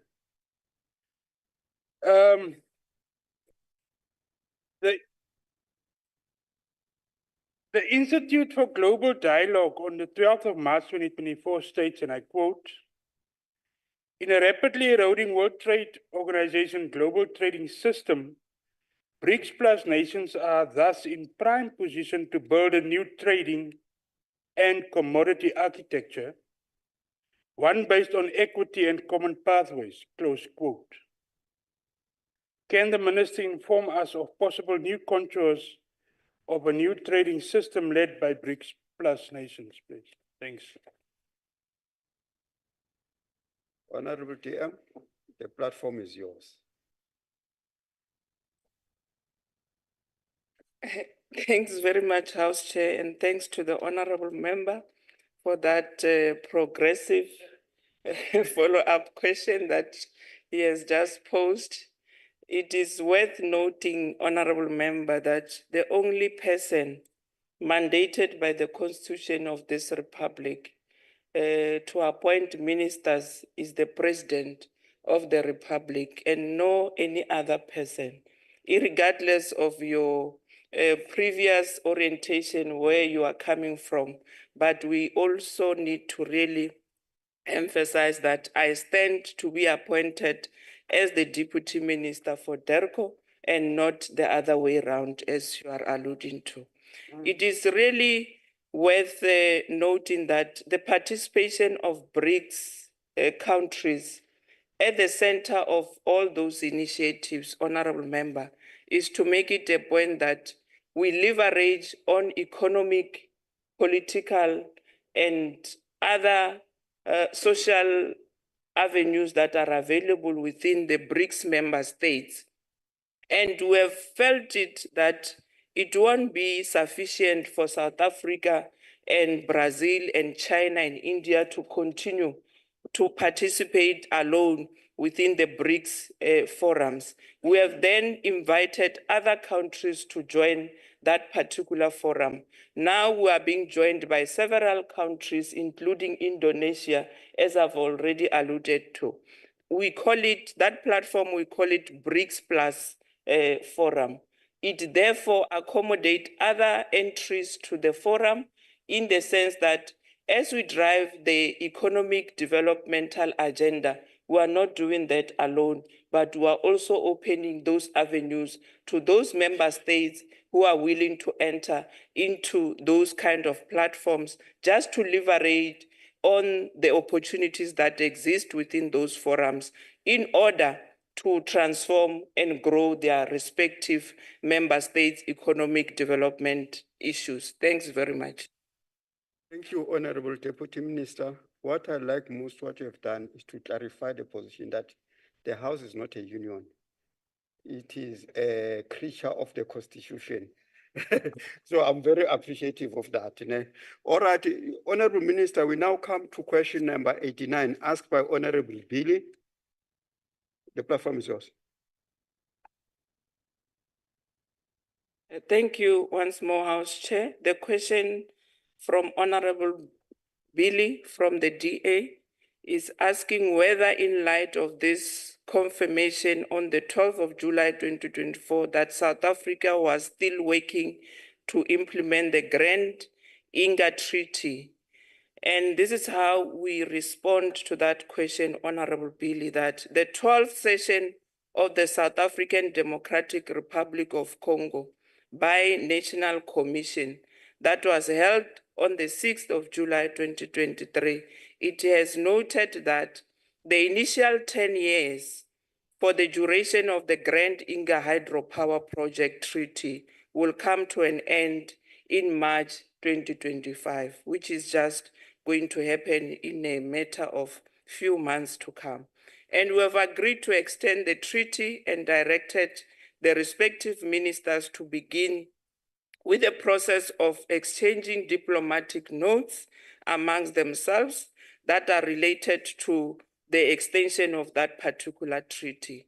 However, House Chair, this process has not yet been finalized, and we are really looking at avenues on trying to sensitize those respective ministers to really try to adhere to that particular renewal of that treaty. South Africa's obligations are provided for in the treaty and of a particular relevance in Article 4, Section 2, which stipulates that the Republic of South Africa will undertake reasonable measures to procure 2.5 megawatts of power generated by the phase 1 of Inga 3 low-head phase on terms including tariffs which should be agreed upon by the relevant entities from both countries. In this regard, House Chair, the DRC government, through an agency for the development and the promotion of the Grand Inga hydropower project, will appoint a developer for the construction of that particular dam. South Africa will be then responsible for the transmission line from the borders of the DRC, where it must pass through Zambia, where it is going through Kolwezi border, en route to South Africa through Zambia, Zimbabwe, and Botswana, at a cost to be determined through a technical solution and the outcome of the feasibility study that is currently not yet concluded. This is in accordance with Article 12, Section 3 of the treaty, which stipulates that the Republic of South Africa shall make reasonable endeavors to establish such transmission mechanism as a necessary way to permit the transport of energy purchased from the delivery point to its ultimate destination, which will be the household usage, and also to the big businesses that continues to rely on this kind of energy sources for them to be viable. So thank you very much for that question. Thank you, Honorable Deputy Minister. The next follow-up question will come from Honorable Billy as the originator of the question. Sibonge futhi Sihlalo.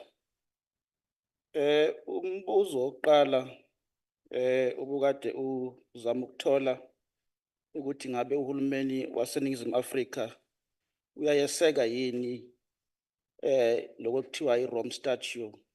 UDM azange azawuphendula kodwa ke asikho lapho. Umbuzo engizowubuza njengamanje na uthi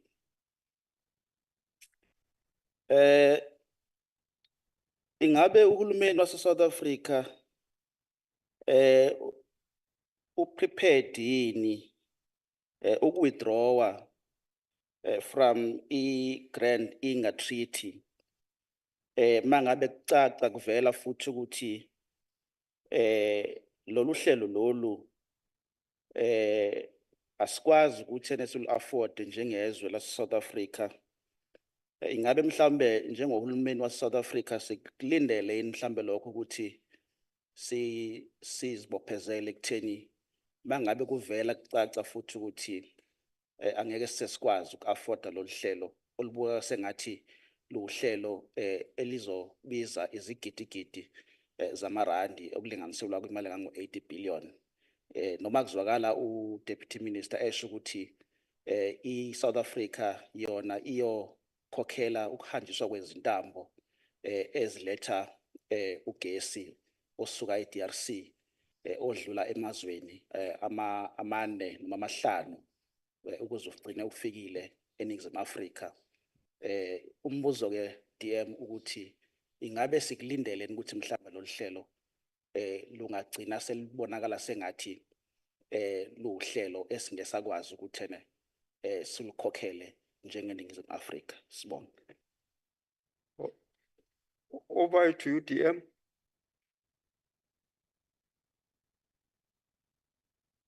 Oh, thanks very much, Honorable House Chair, and thanks to the Honorable Member of the DA for that follow-up question.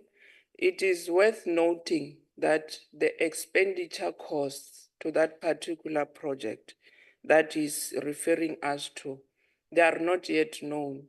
Hence, my earlier response to that particular question to say the cost to that particular project are yet to be determined, wherein it then makes it impossible for us as a country to say we can afford or we can't afford, because roughly we don't have an idea of the cost effect to that particular project, and we are still awaiting the outcome of the feasibility study, Honorable Member, that will indicate the cost implications, and upon that, we'll then take a decision if indeed it is cost effective for us to continue with that initiative, or we can explore other avenues that are making some business sense to us. But central to what we want to emphasize here is the need for us as the government of South Africa to work towards resolving the crisis that the country has been faced with, which is the issue of load shedding. And if it means that for us to move away from load shedding, we need to look into all these avenues. So let it be, so that the economy of this country can grow without any hindrance around issues of lack of energy for those businesses to continue to thrive. Thank you.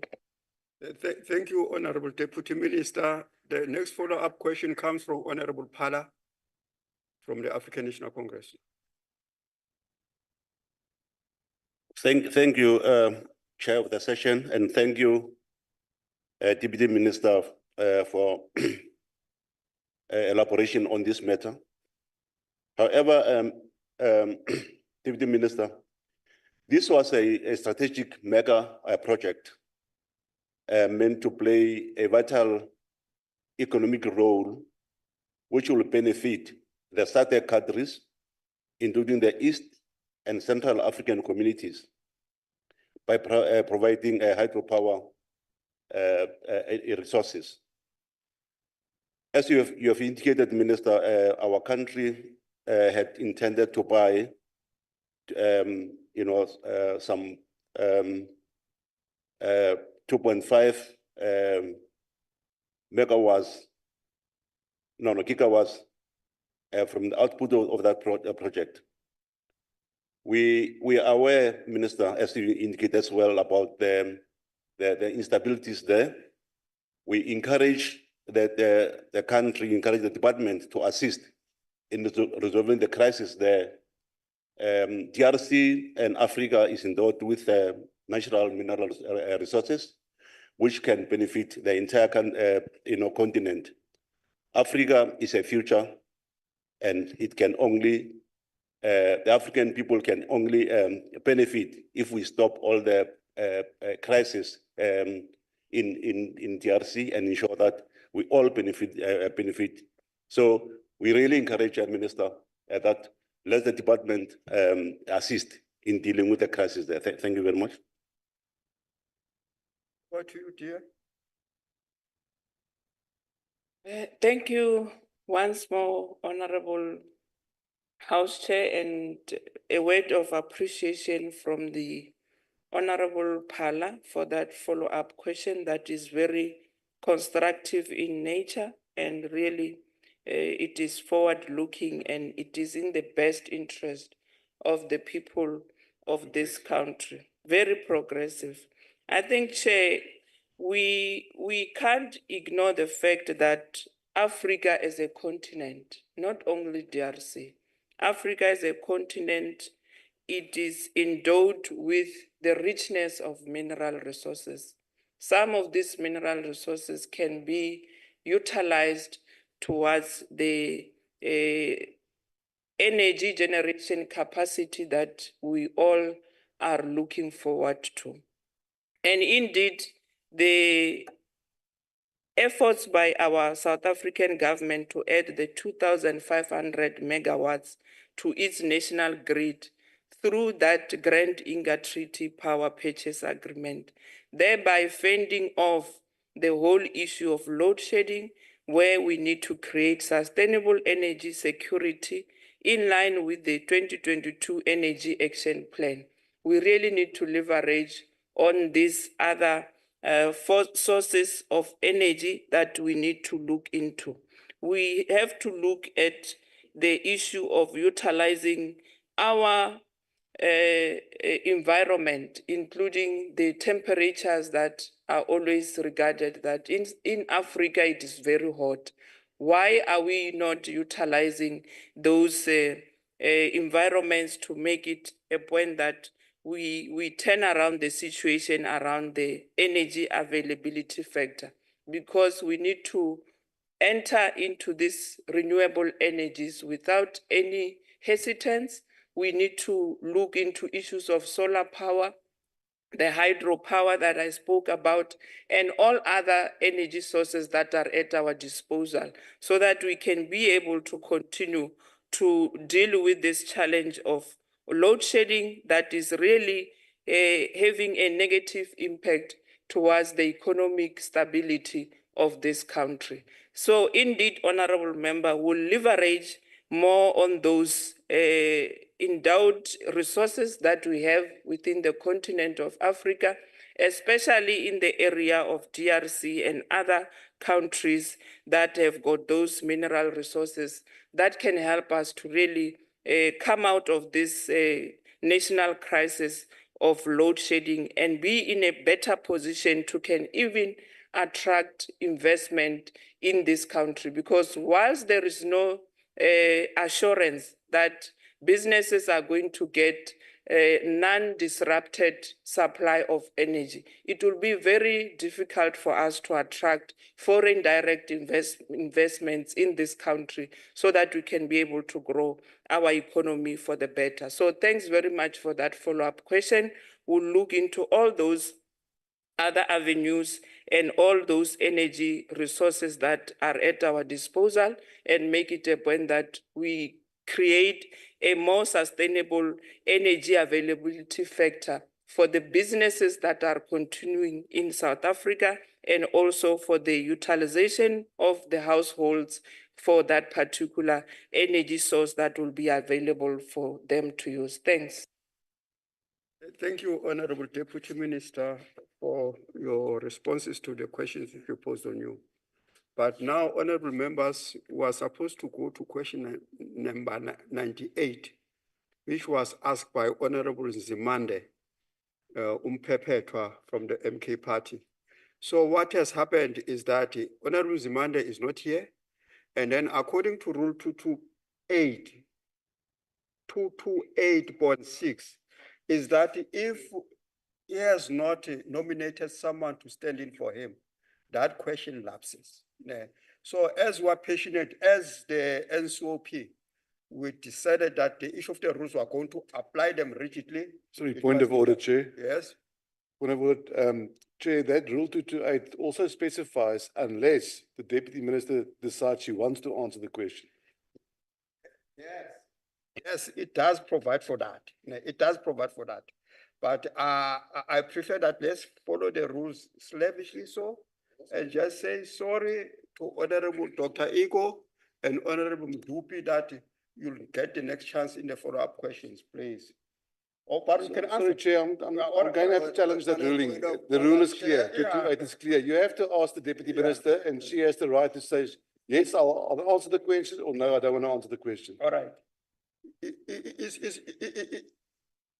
Is Honorable Chief Whip? Honorable Chair, like as we did earlier on, it is important that the rules of this House are enforced. And once a presiding officer has made a ruling, that ruling takes precedence on any other matters. So therefore, Chair, let's respect our esteemed presiding officer's ruling. Thank you. Thank you, Honorable Chief Whip. As I said, that it's up to the Deputy Minister to do that. But as I said, that preferably, it is wrong that. On a point of orders. It is, all right, I'm still making a ruling. The ruling is very clear that when the presiding officer is still attending to a point of order, you must just keep your peace and then wait until he has done. Correct. And then number two, again, what I want to raise again with you is that you cannot make a point of order on a point of order which has already been determined, please. So, but what is critical here is that it is up to the Deputy Minister. But as I said, preferably with the fracas which happened here, the members must learn to stick to the rules 100%. It's up to you, DM. Thanks, House Chair, and really it won't serve any purpose for me to really respond to the question to the honorable member who has disregarded the House as you were making a ruling And really, I want to emphasize that really the rules of this August House, they supersedes any other thing, whether you feel emotionally strong that you want to deal with things in a particular way. So I'll abide myself, Honorable House Chair, with the rules of this August House. Thanks. Thank you, Honorable Deputy Minister. The next question, Honorable Deputy, Honorable Farm, Honorable Badenhorst, please, you cannot have a conversation with a TM. Her duty here is to come to respond to the question. And she made her response according to the rules. So she cannot be challenged. No, Rule 226. No, you're out of order. Honorable Badenhorst, you're out of order. Point of order, Chair. Yes, Honorable Farm. I rise on a point that you will find the rule there somewhere. You can come with the principle, correct? No, Chair, no, Chair, no, Chair. You said the other day, if I raise an issue that relates to an order, you will rule on it. So allow me, please. What are you rising on? I'm rising on you engaging with Member Badenhorst in a two-way street. That should not happen according to the rules. All right. Your point of order, Honorable Farmer, is not sustained. Because as a presiding officer, I have all the right and power in the world to engage with the members of this House. So it's settled. Honorable Deputy Minister, we're on question number 80, raised by Honorable Mudupe of the ANC. Can you please respond, please? Oh, she is in the House. She's not a quitter.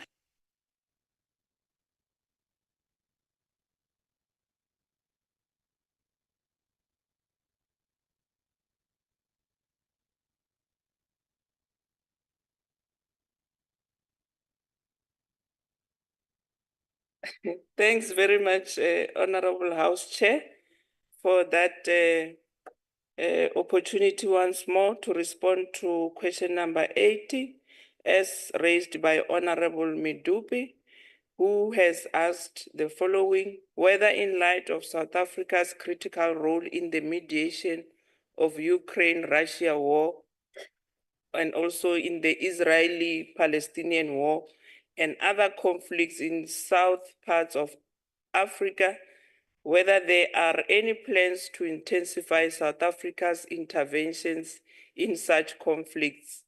I think, Chair, we have structured our response in such a way that we need to always indicate that South Africa's foreign policy is based on the principles of human rights, solidarity, and progressive internationalism. We are of the view that irrespective of whether the use of force by any country in lawful or unlawful is lawful or unlawful within the prescripts of international law, the use of force is never in any way a wise decision for any country to can embark on. There are no winners in wars, and invariably the manner in which wars are waged lays the basis for the next war within the root cause issues being dealt with. And I think we must continuously advocate for such to be refrained upon. Based on this, House Chair, we advocate for the peaceful resolution of conflicts and wars through dialogue and diplomacy measures. This does not therefore mean that we favor a peace at any cost or approach, as this approach can lead to impunity and never-ending cycles of violence and repression that can ensue anywhere in the world.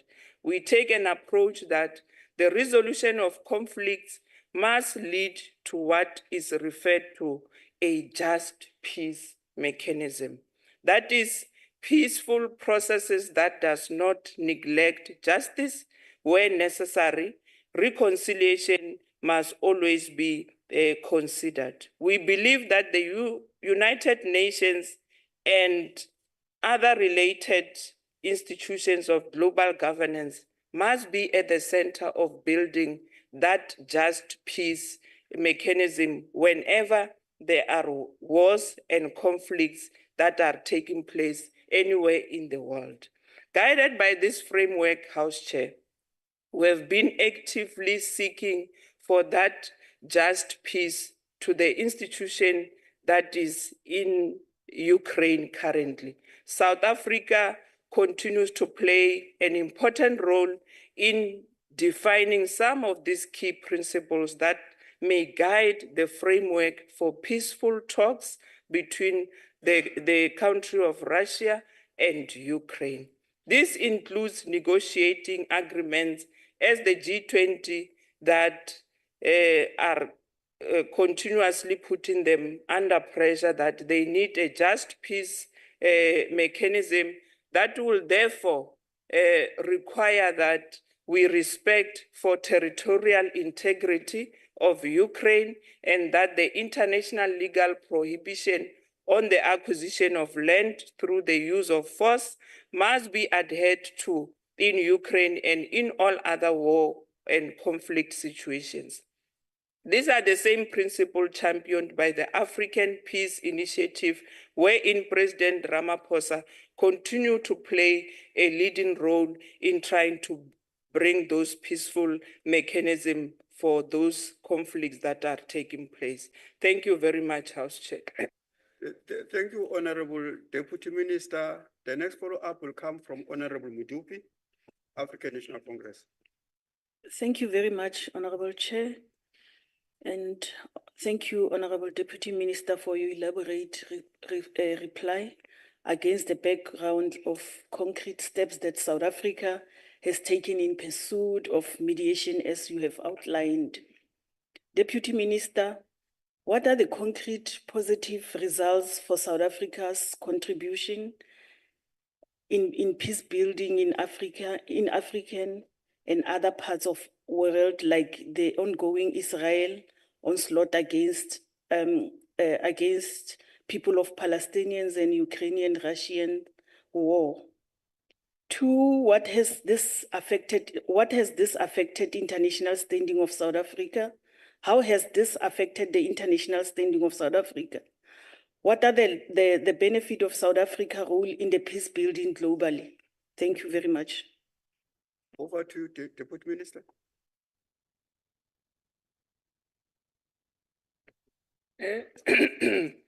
Thanks once more, House Chair. Indeed, kuyasetshenzwa apha NCOP. Thanks very much, Honorable Midupe, for that follow-up question.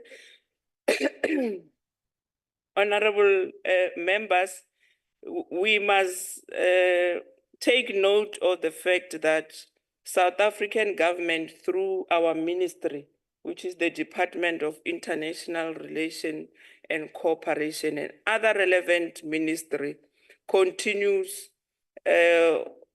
on issues of mediation and conflict resolution initiatives through the institutions, decisions, and mandates of the requisite peace and security structures of the Southern African Development Community, which is termed as SADC, and also in the African Union and the United Nations. These are the platforms, House Chair, that continues to help us to bring peace and security within the continent, within SADC, and also within the rest of the world. The South African government, when mandated to mediate in a conflict situation, it endeavors to also engage the affected countries through bilateral channels, including high-level visits. South Africa would also go to an extra mile of deploying its special envoys and the use of its diplomatic representation to create a conducive mediation environment through confidence building measures that we from time to time continue to achieve through our embassies and our consulars that continue to exist within the rest of the world. South Africa, through DERCO, has established several programs of action to capacitate mediators through training and peer review engagements. In addition, South Africa has also established a very progressive network called Women's Mediation Network for the African continent, and also it has gone to an extra mile of training several women and young people in the mediation areas within the continent to play a more meaningful role in mediation efforts within their own national context. So it is really worth noting and applauding that we are trying to bring women and youth on board in matters of resolving conflicts. Because if you look at how we used to do things, even in the AU, we are still finding those patriarchal elements where women are not allowed to participate in any mediation efforts. Therefore, Chairperson, in terms of the impact of that particular program, we'll want to make this clarion call to the rest of the members and the public at large to look out to that program that I spoke about that trains women and young people in efforts of mediation and peaceful resolution to various conflicts. It is now called Gertrude Shope Mediation Forum.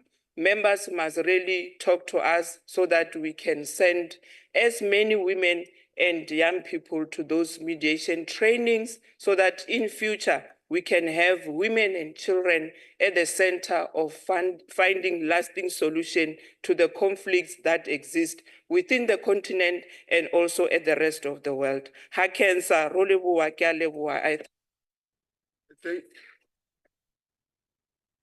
Thank you, Deputy Minister. The next follow-up question is from the UDM, Honorable Peter. Molo, mhlonishwa omhle. I-UDM ine follow-up mhlekazi ethi ayikwazi bengaqhubekeka ithethe no Deputy Minister ingasazi isizathu sika Minister ukuba uphi ebhatalwa zi-taxpayers money in millions. So i-UDM ikhoke ngoku isithi Deputy Minister ndixolele mntasekhaya andizokwazi uba ne-follow-up question. Nkosi. Thank you, Honorable Peter.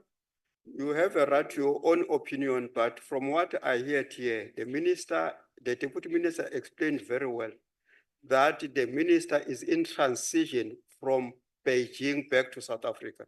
So we could not be able to connect. That's why he was sent here. But it is your opinion is respected. Is respected. You cannot answer back to me. All right. No. Yeah. No. Thank you, Honorable Peter. Then the next follow-up question is coming from Mr. Kosa. I just needed to clarify that the apology of the minister, I did refer it to Honorable House Chair of Committees, Ryder, so that there's no confusion in this House that the esteemed minister did submit an apology to this House. Thank you, House Chair. Thank you, Chief Whip. Honorable Deputy, Honorable Kossel, it's a chance to ask a question. Thank you, Chair. Deputy Chairperson, on 11 December 2018, the Constitutional Court ordered that the South African government acted unlawfully and irrationally when it conspired with other heads of states of the South African development community by taking part in the suspension of the SADC Tribunal. This suspension of the tribunal closed the doors of justice to more than 400 million citizens of SADC countries, and it negatively impacted on the right to access of justice, particularly for vulnerable and marginalized persons. It also hampers the achievement of just peace. Honourable Deputy Minister, we are aware that you have complied with the Constitutional Court's order to withdraw South Africa's signature from the agreement to suspend the activities of the tribunal. However, this was only a first step. The restoration of the SADC Tribunal is absolutely vital. It establishes critical checks and balances on short-term political interests that align with the African Agenda 2063, and it will reaffirm the commitment of all governments of the SADCs to human rights, regional legal order, and justice for all citizens on the SADC region.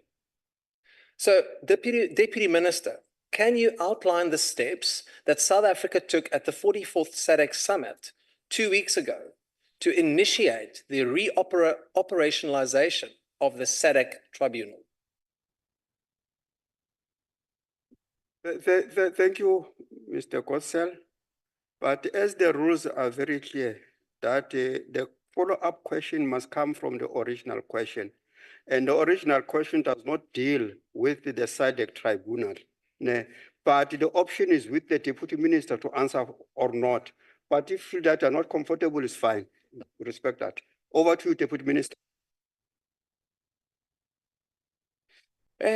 Thank you, House Chair, once more for that moment for us to come and clarify the Honorable Kutie on the matter. As much as I want to respect the decision of our government as led by the head of state, President Cyril Ramaphosa, in withdrawing from that SADC tribunal, I will reserve my comment on that because I believe the president has had legitimate reasons why South Africa must withdraw from that tribunal. And really, I don't want to delve much on that particular issue as it warrants me, House Chair, to go back and get a proper feedback as to what has led to a situation where South Africa had initially agreed to participate to that particular tribunal. So I will request that I be allowed to maybe make a submission in writing with regard to the response of the follow-up question as made by Honorable Kutie, House Chair, with due respect.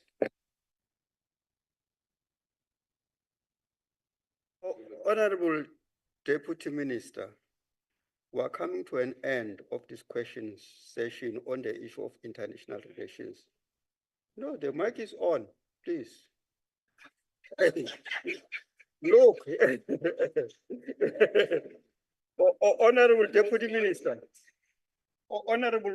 Minister, we really appreciate the input you made this afternoon. We know that it was very difficult when it started, but you stood your mantle to show that Imbawoto can go nowhere.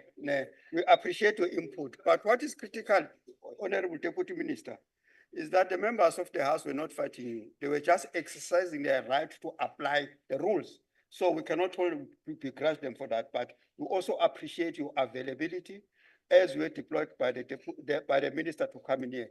You can take your seat. Thank you, sis.